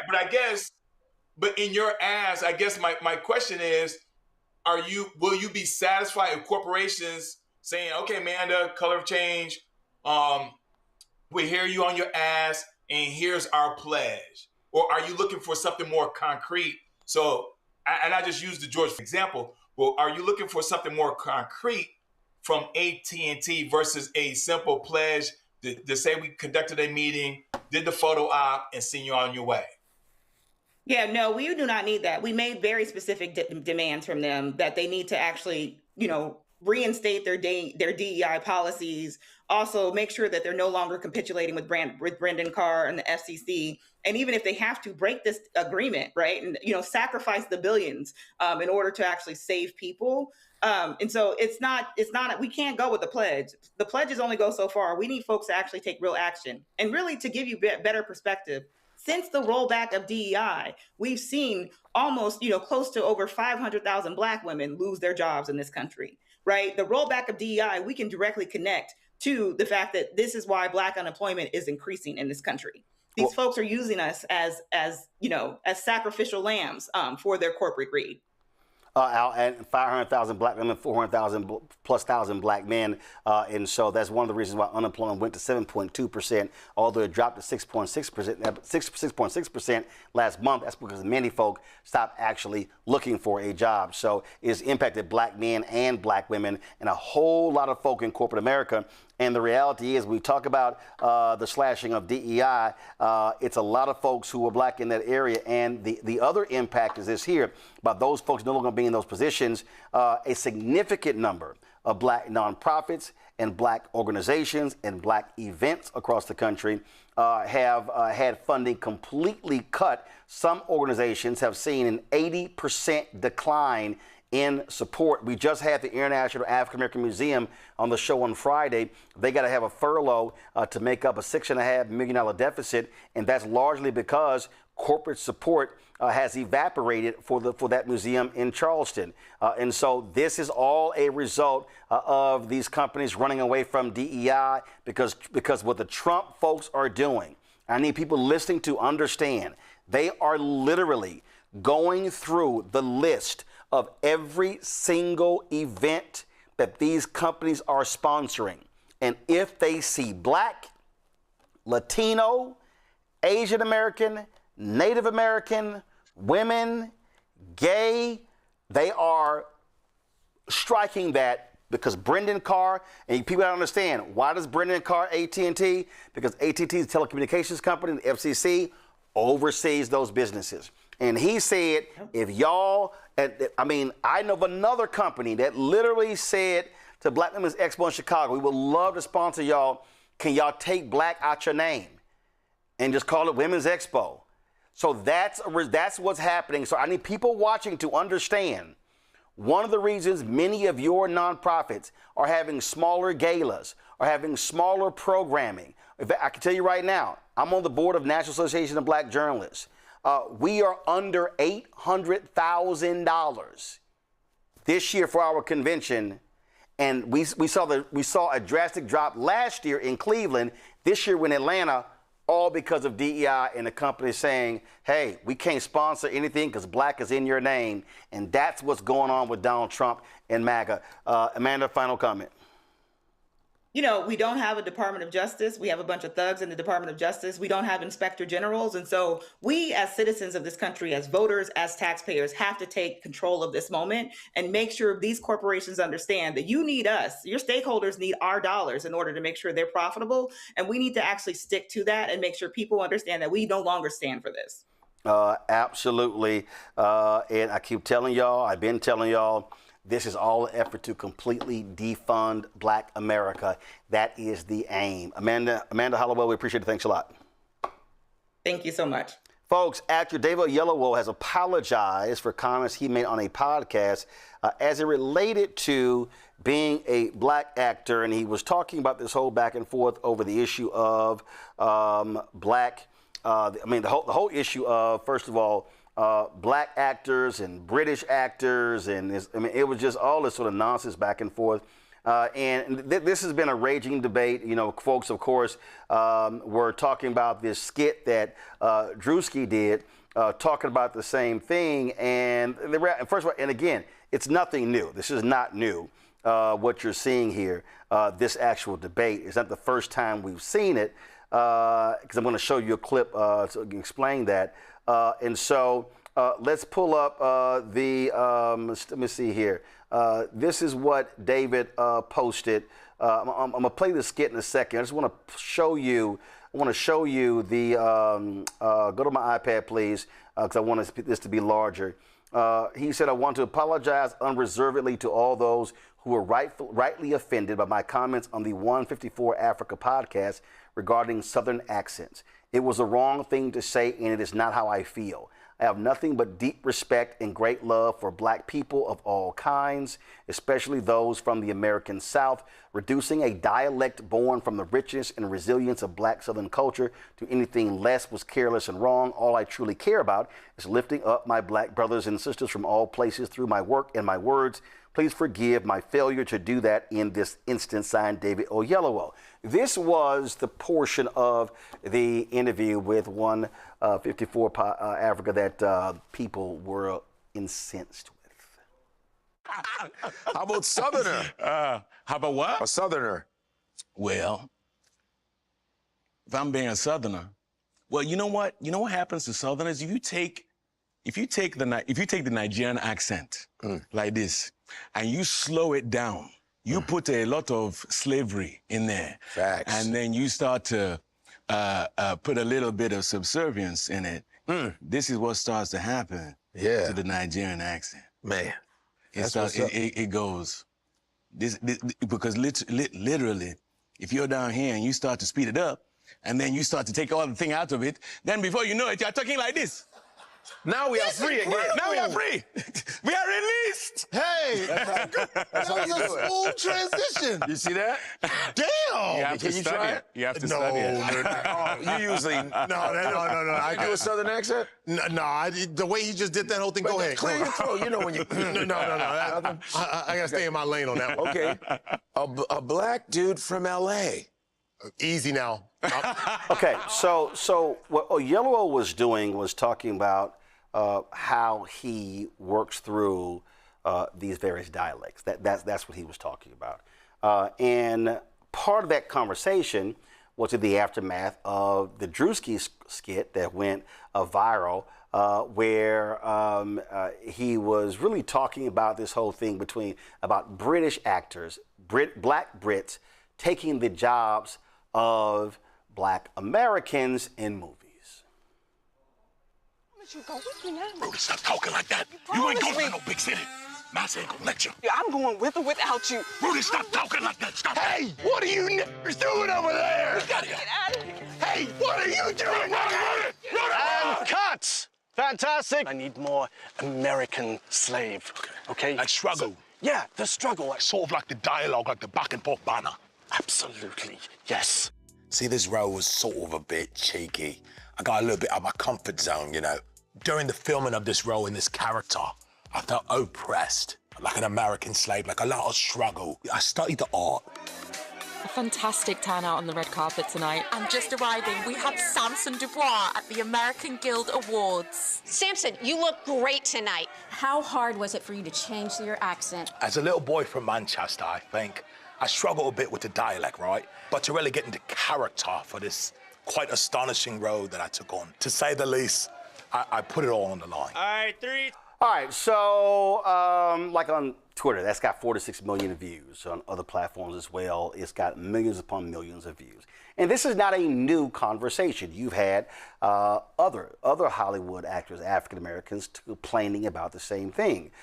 Samuel Jackson once talked about this here, and others said, well, you know, they're cheaper than African Americans. And then you have the folks out there, a lot of ADOS folks, a lot of foundational Black American people who are angry, like, how dare these folks be taking our roles? Folks were angry when David Kaluuya played Fred Hampton in the movie Judas and the Black Messiah. Of course, Oyelowo played Reverend Dr. Martin Luther King Jr. in the movie Selma. You have Cynthia Erivo, who played Harriet Tubman. You have Chiwetel Ejiofor, who was in 12 Years a Slave. Damson Idris was in Snowfall, and we could talk about Idris Elba, on and on and on.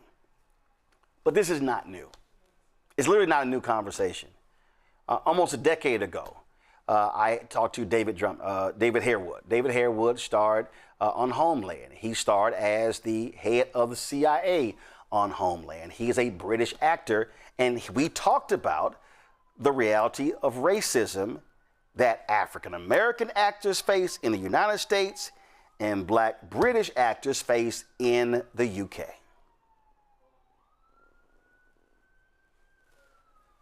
The problems faced by black actors Come on in now, England we can't be are the same as the problems faced by black actors in the U.S. You previously done interviews where you talked about the difficulty of landing roles in your home country. So talk about that, because we see Idris Elba, we see other folks out there who are getting various roles.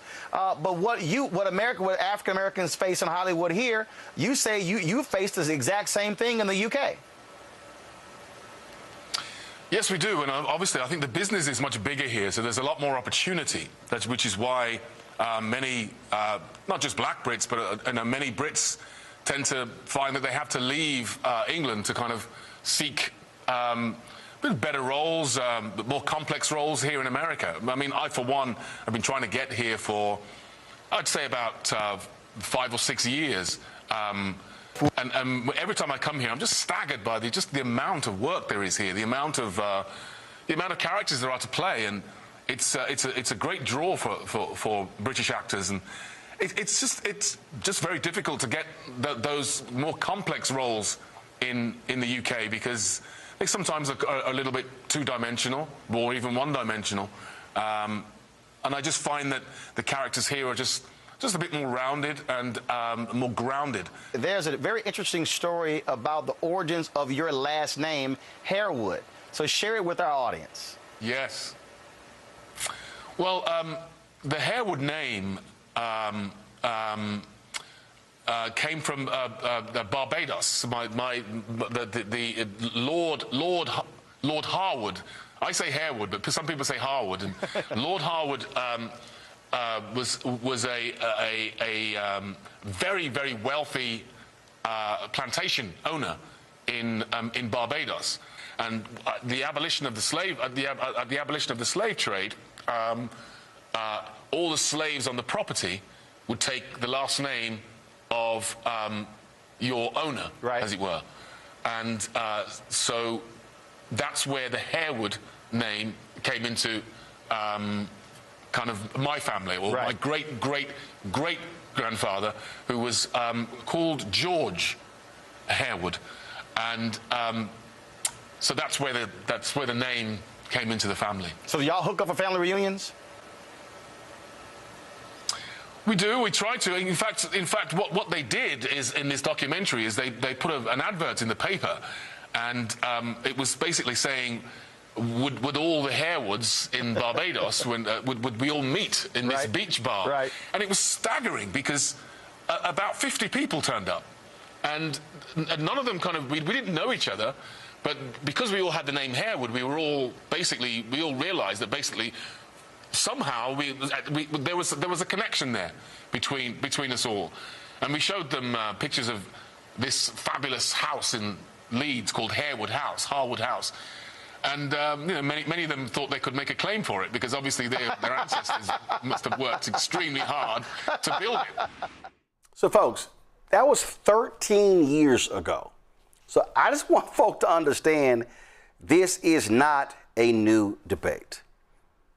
The issue that I have is with this here, is that so many people are caught up in this, they're taking our roles. We're not taking their roles, and they start going back and forth without understanding that, and we've said this beforehand, this is all based upon where did the boat drop folks off. What makes no sense is that when you think about W.E.B. Du Bois, when you think about Paul Robeson, these were Pan-Africanists. These were folks who were trying to get black folks and others to realize the African diaspora, that it was broader than just what was taking place here, that you had Jim Crow here in the United States, but then you had the exporting of Jim Crow abroad. Earlier today, while working out, I was watching a documentary called The Harlem Hellfighters. It was done by Robin Roberts, production company. You can see it on Netflix. And it examines this regiment that served the longest in World War I, 191 days. 3,000 troops. They suffered the most losses in World War I of American troops. Nearly half of the Harlem Hellfighters, the 369th, they died in World War I. But it tells the story of Henry Johnson, who was the first hero, American hero in that war. A man who literally took on and killed anywhere from 25 to 40 Germans. When American media was told his story, it spread like wildfire across the United States, and he was hailed as a hero. That was in 2000. That was in 1918. But it wasn't until 2015 with President Barack Obama where he was awarded posthumously the Medal of Honor. And in fact, what's so crazy is the Harlem Hellfighters were not fighting under America. The Harlem Hellfighters were fighting under the banner of France. Yes, under the French.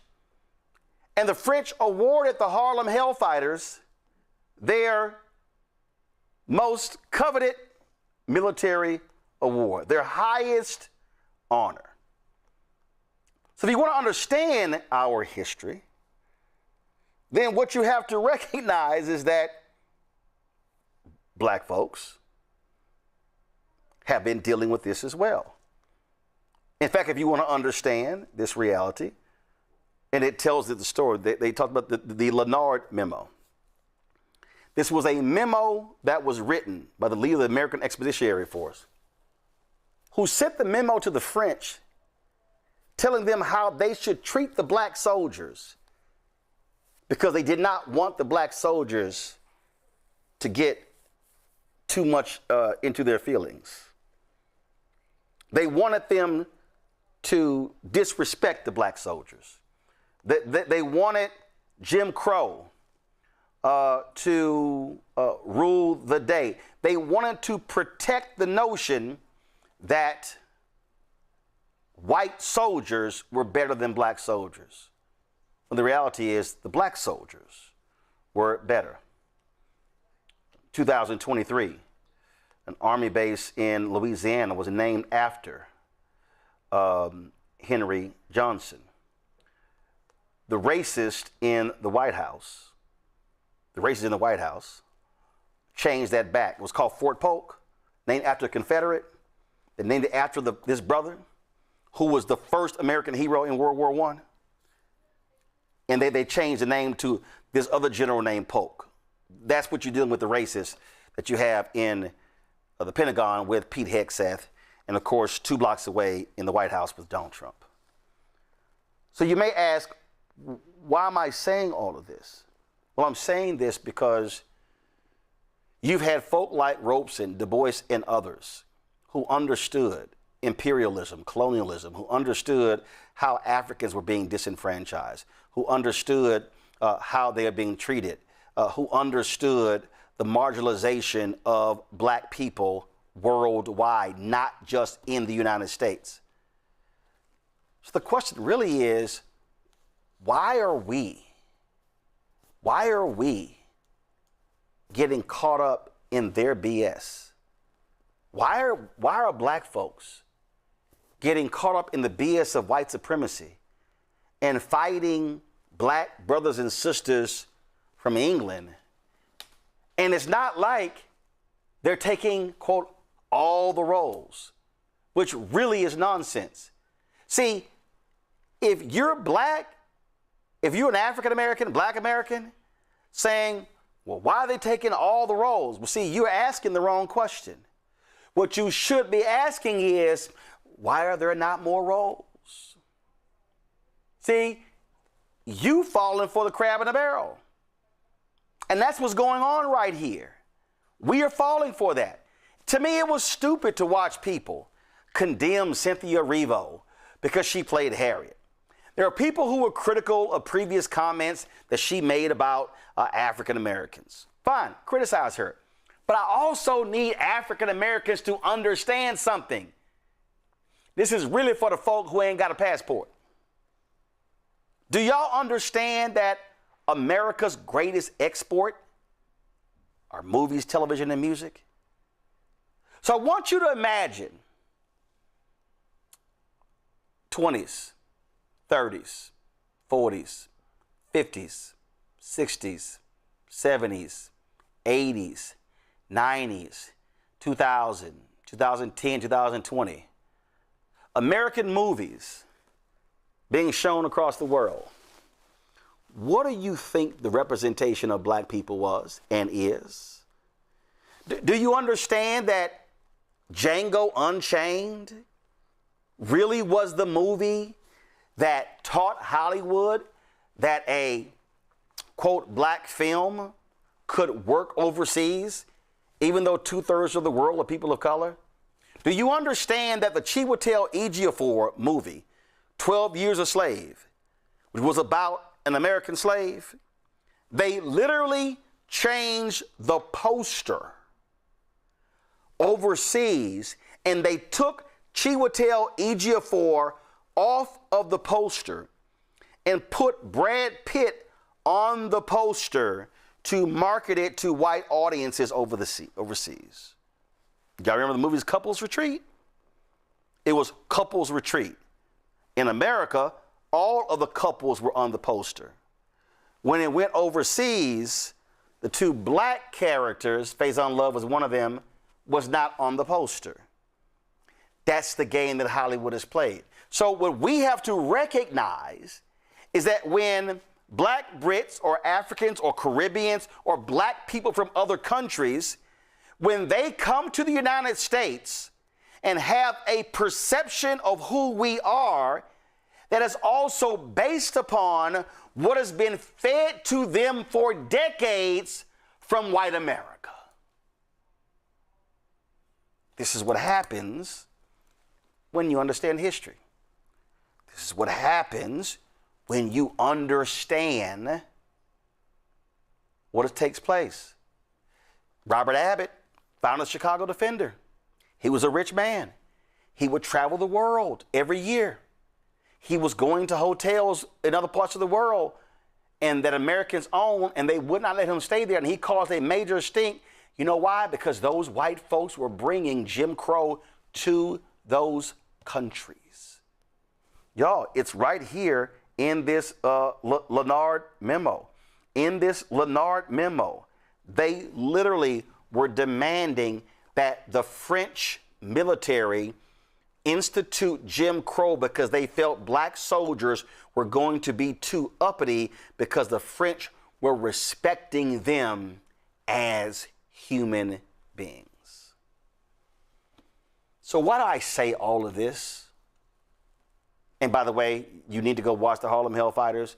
By the way, you should go watch the W.B. Du Bois documentary that's on PBS to get an understanding of his thinking when it came to Pan-Africanism.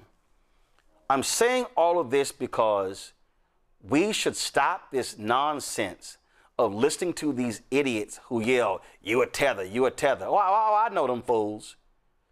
Because I once stated, and I have no problem saying it, that my maternal, paternal ancestors migrated from Haiti. These same dumbasses, these FBA people, "Oh, you a tether, you a tether." No, I was born in Houston. In fact, Riverside Hospital is celebrating the black folks that were born in that hospital on Friday, on Juneteenth.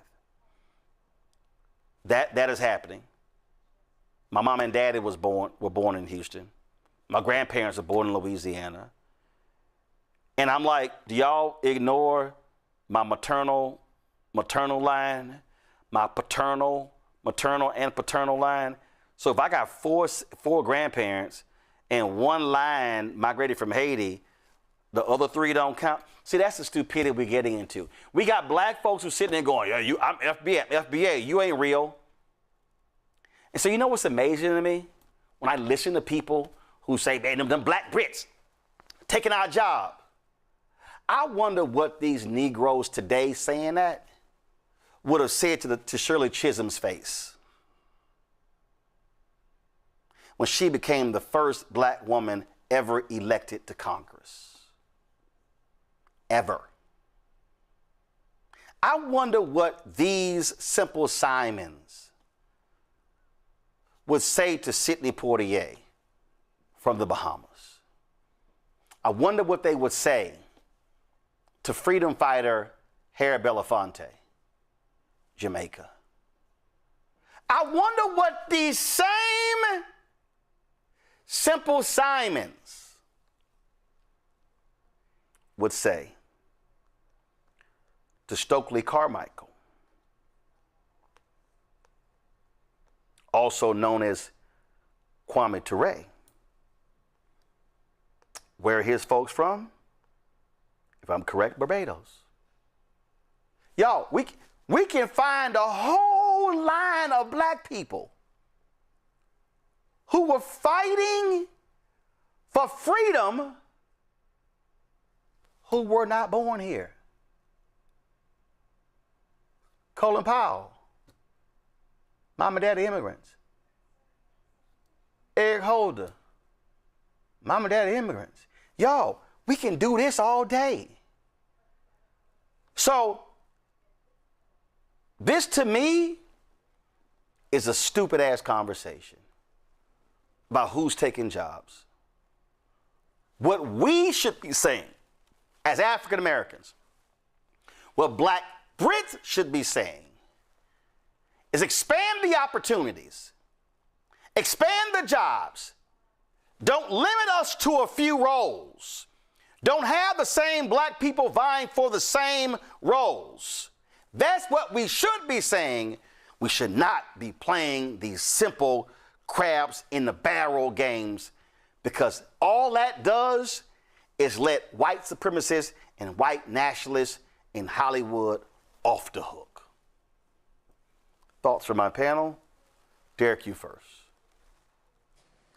You know, Roland, I agree with you on 100%.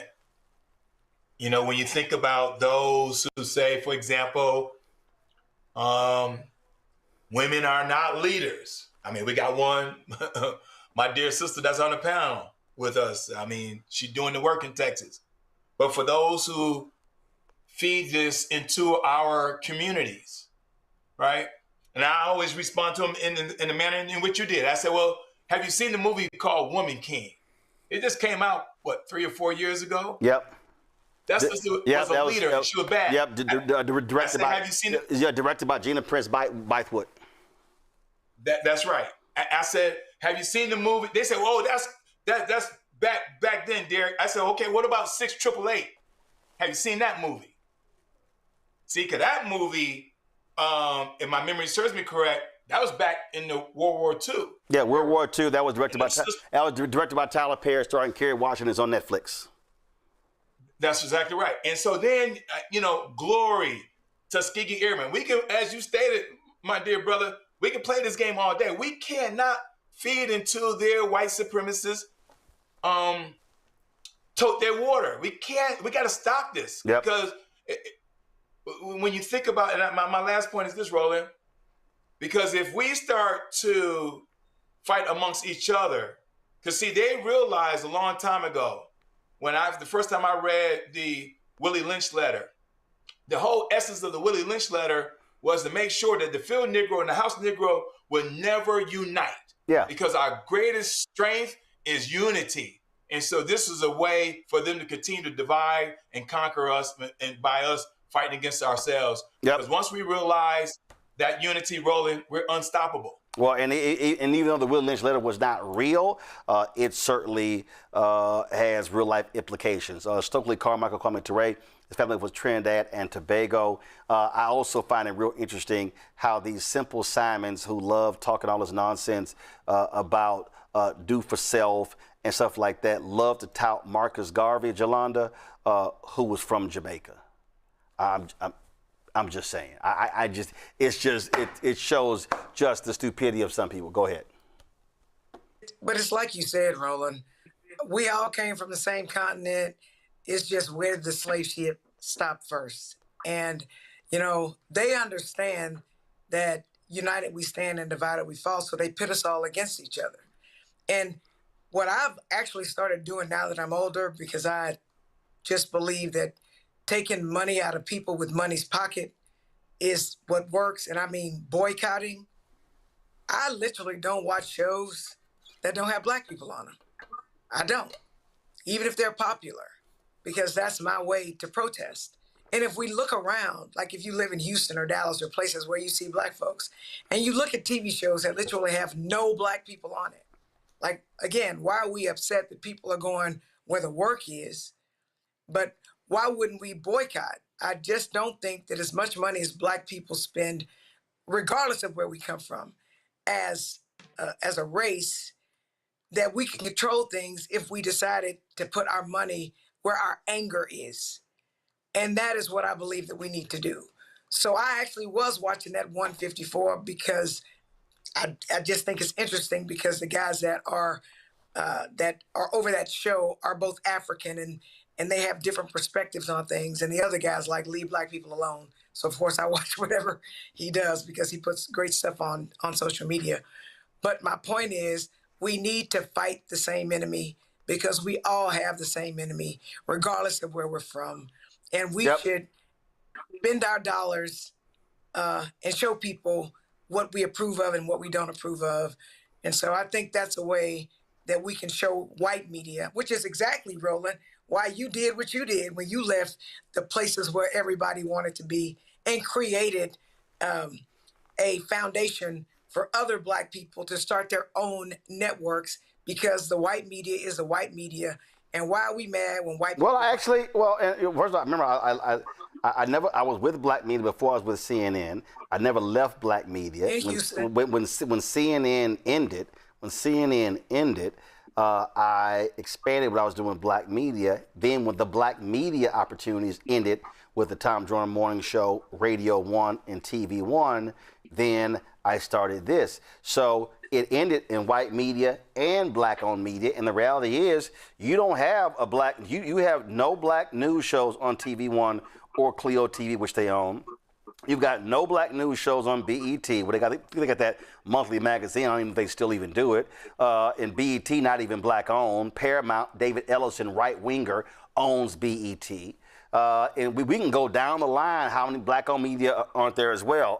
Congo, the thing here, again, it amazes me when these people enter these stupid conversations and they're talking about, where you from, where your mama from, where your daddy from, and they the same ones quote Malcolm X, and his mama was from Grenada. So I guess Malcolm X is a tether. I mean, this is just how ridiculous this discussion is. Again, we should not be arguing over minuscule roles for black Brits and African Americans. What we should be saying is, we want more of the pie, Hollywood. Yeah, and I would argue also creating our own pies, like on the network we're talking about right now. And I think about like Ryan Coogler, I think about like Sinners, and I think about Black Panther. Like, look how Pan-African those two movies were. You know, and that was one of us, you know, at the center putting that together.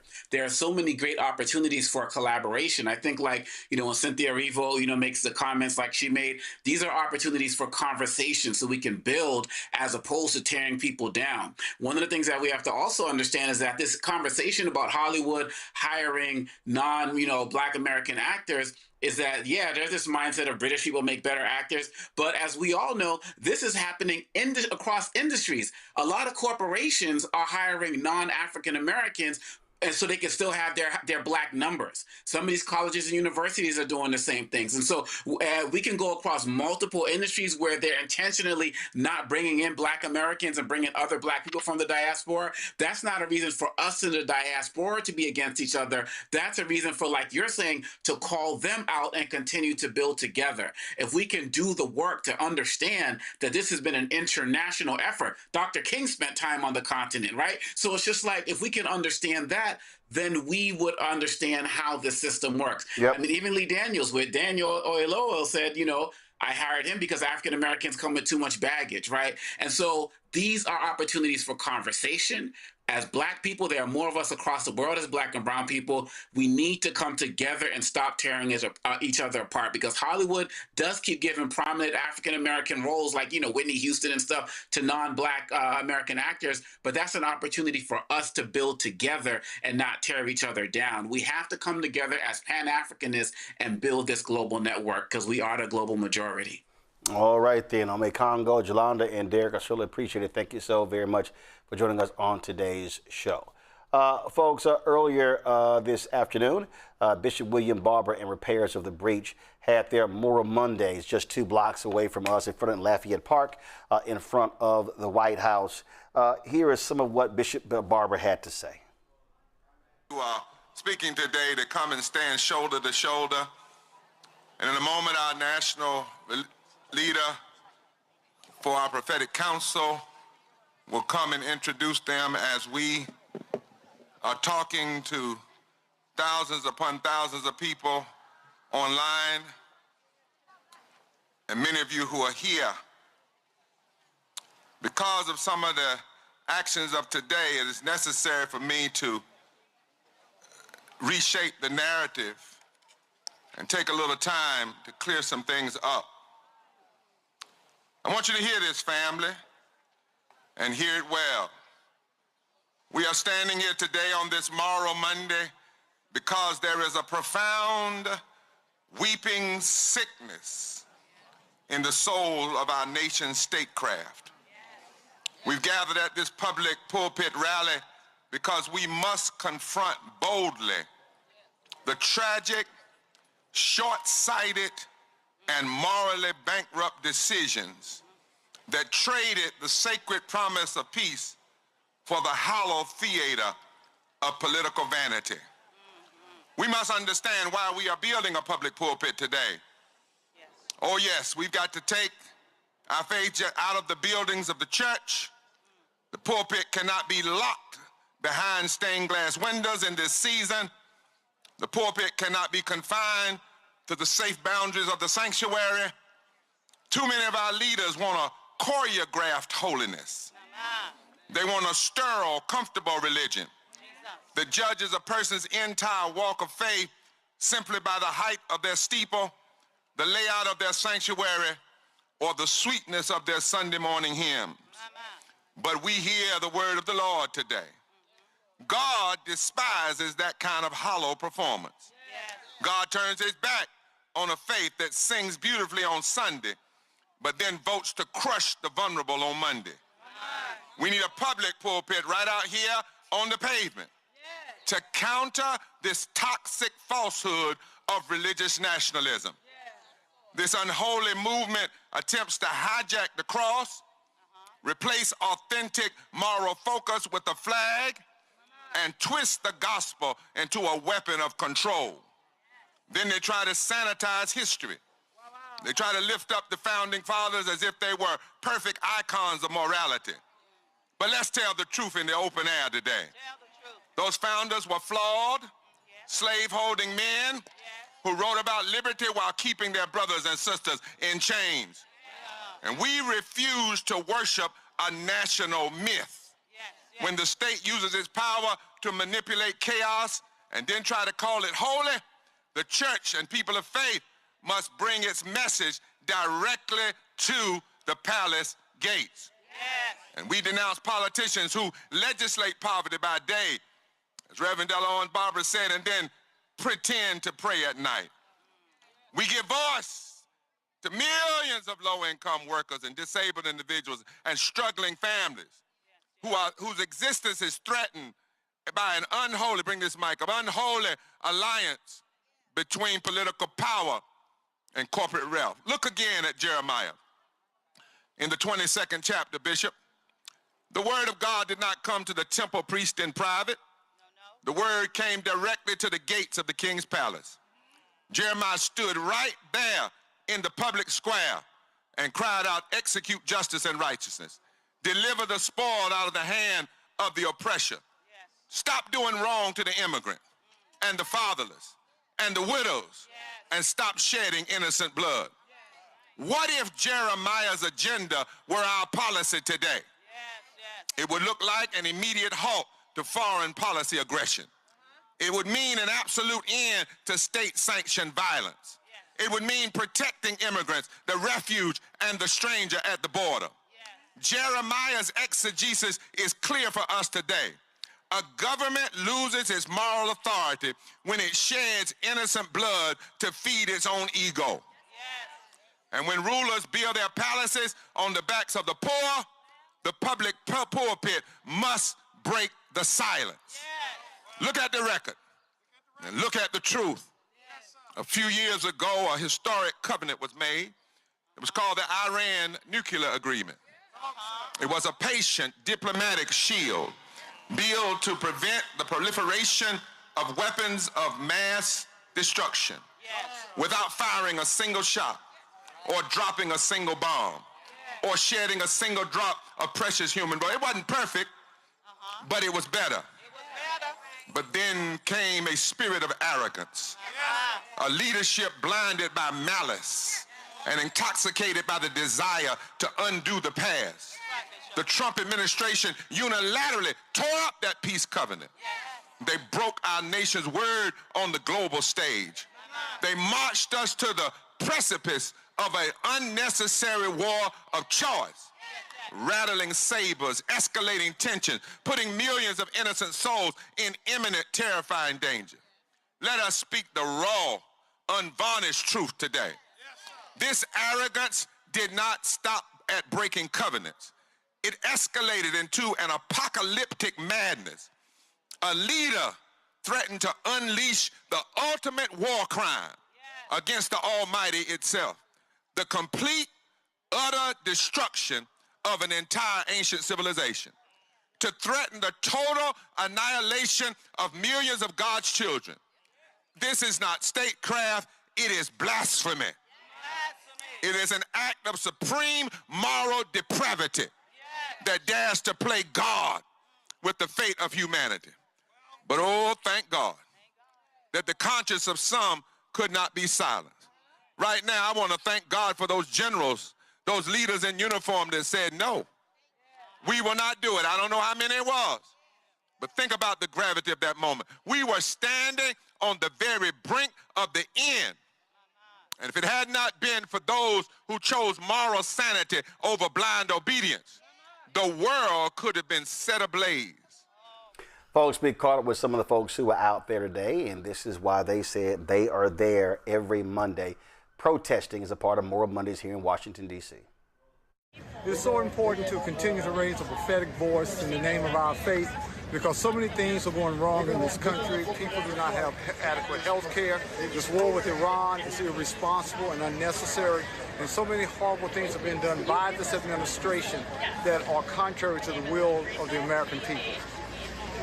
To bring attention to the issues that our nation is facing, and we bring it here, framed in Jeremiah 22 that says, go down to the palace, the king's palace. So it's not about sending an email or sending a tweet, as we say. We come here to make our voices known, to make this a public pulpit, to preach about the issues that are impacting our people, that have been a result of bad policies by our government. And that's why we came, to preach to them so that they may hear the word of God, and that their consciousness will be arrested by the Holy Spirit to do what is right, to do what is just. And that is what God requires of us, that we love mercy and we act justly, and that we walk humbly with our God. The consistency helps people find us, helps people know we're going to be here. It reminds the folks that we're trying to talk to, whether they just be the local folks hanging out or the folks in the house behind us here, that we're going to keep coming back. It's not about a once and done. We stand here, we say a few words, and then we go home. It's that we're going to be back, and we're going to be back next week, and we're going to be back the week after that, and the week after that, and we're going to keep coming back with a moral message and a reason to defend each other and to defend this democracy and to defend justice and fairness week after week after week. It's important to keep our focus on the ethical choices that this federal government is forcing us to make. And we have to make sure that we are walking in the right path. We have to bring the attention to what is happening in this White House, in state houses across. The attack on voting rights, the attack on the poor, and then we're understanding that it's a $1 trillion budget for this war that we're in. And I started with World Mondays, and so did Peggy at the Supreme Court. And the ones that are here that started Holy Week, it's just the discipline of coming out together sort of in a way that I think makes a difference for our sort of showing up together. I believe this is important that we show that we care enough to keep showing up over and over, and that we won't go away until things are fixed. It's important to me because I believe in justice. Things that are happening in the world, it's not what God created to be. God created us to live as one, in unity, peace, and harmony. And he would be highly upset, well, he is highly upset, with those that are not abiding by his word. And his word is truth. The importance is really about the message that consistency makes. I live here in D.C., just outside the city line in Silver Spring, which is this street, 16th Street. And so coming down here every week for me as a local is very important because it says this is something that's powerful to us, and to have people from outside this area who aren't just coming here for a one-time showy event, but come week after week, and well over a year, Moral Mondays now have been happening here in D.C. That is a commitment to who we are that's not just about using us as a backdrop, and I think that's really, really critical to any success of a movement that happens here in D.C., that local people in D.C. as well as in Maryland and Virginia and people from across the country and across the world, we're in solidarity with one another and we're fighting together. This is critical right now because we are 5 months away from a huge election, and people need to be able to vote based on the real facts of what policies have meant for poor and low-wage people. And so Moral Mondays is pointing out to people that a whole series of policies have been passed by this White House, by this Congress, that hurt poor and low-wage people. Starting a year ago with what we call the Big Ugly Bill, they called it the One Big Beautiful Bill, but it was a bill that slashed money for food assistance, for Medicaid, even for billionaires' taxes, and poured that money into the war economy and into detention centers. Terrible for poor and low-wage people. People need to vote against that and vote for people who will pass policies that are good for poor and low-wage people. Moral Monday needs to happen every Monday so that more and more people can become involved to see what's happening, and for us to keep up the message that policy violence cannot continue to occur and that we need to stop the war. I just followed Dr. Barber along the way about his stands for justice. I want to be a part of that. You try to find a way to do something to stand for what you believe in. Showing up seems to be something that you should do. I like the foundation of the message, that we're standing on prophetic words, on our beliefs. And so it's the least that I can do. I think that the way people are being treated under this administration is immoral. Take the detention centers. Most people wouldn't treat their dogs the way they're treating people. If you look at that family detention center in Texas, doesn't seem to be any outdoor places for children to play and get exercise. And now they're buying up warehouses to put people. I mean, how immoral.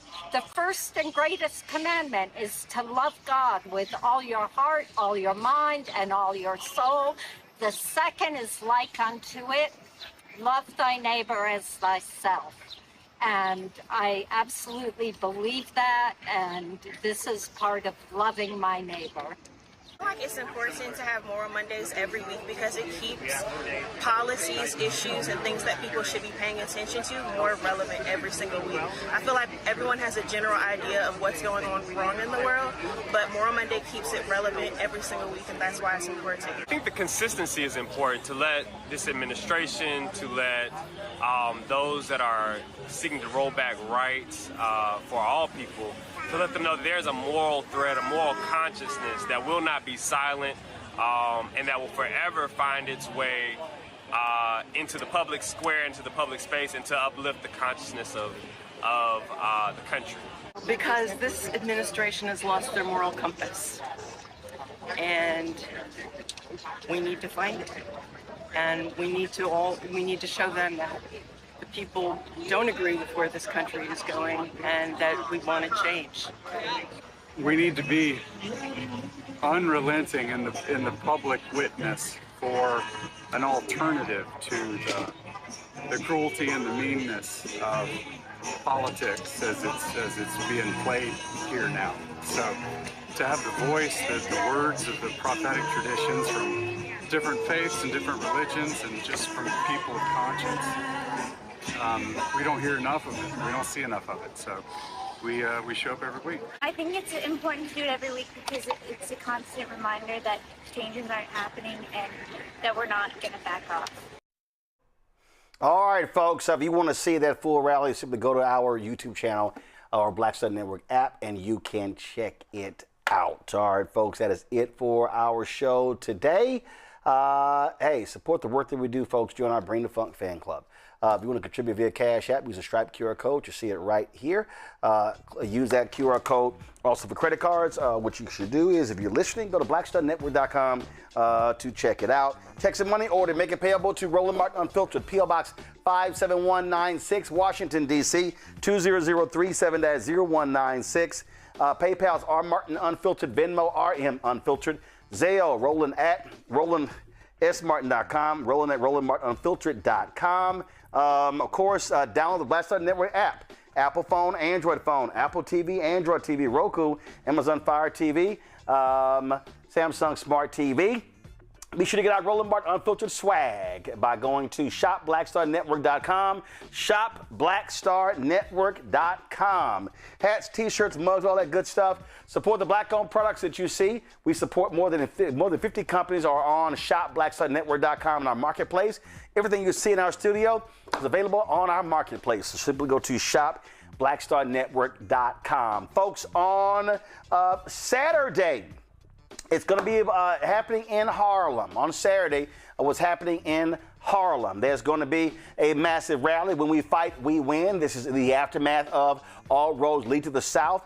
Action taking place there in New York City, in Harlem, beginning at 1 p.m. on Saturday, this Juneteenth weekend. Also, we have information tomorrow for a rally taking place in Georgia on Thursday, leading up to the event, of course, the Georgia legislative session. This, of course, is Juneteenth week. You see me rocking my first Juneteenth shirt. I'm going to have one every single day this week. We celebrate Juneteenth, and we'll have more details so we can walk people through, because I think too many people are not fully understanding what Juneteenth is about. It ain't just about concerts. It's not just about partying. It also has a purpose, and so we're going to talk about that as well. All right, y'all, that is it for me. I appreciate all of y'all watching. Thank you so very much. If y'all are on YouTube, y'all didn't hit the like button. Y'all should hit the damn like button, okay? Let's see, where we at now? We should easily be at 1,100, 1,200, 1,500 likes. See, a lot of y'all just be sitting here freeloading. So we finally hit 1,000. Took us long enough, but y'all was sitting there messing around. So, all right, y'all, that's it. I'm going to see y'all tomorrow right here, Roland Martin Unfiltered on the Black Star Network. Holla!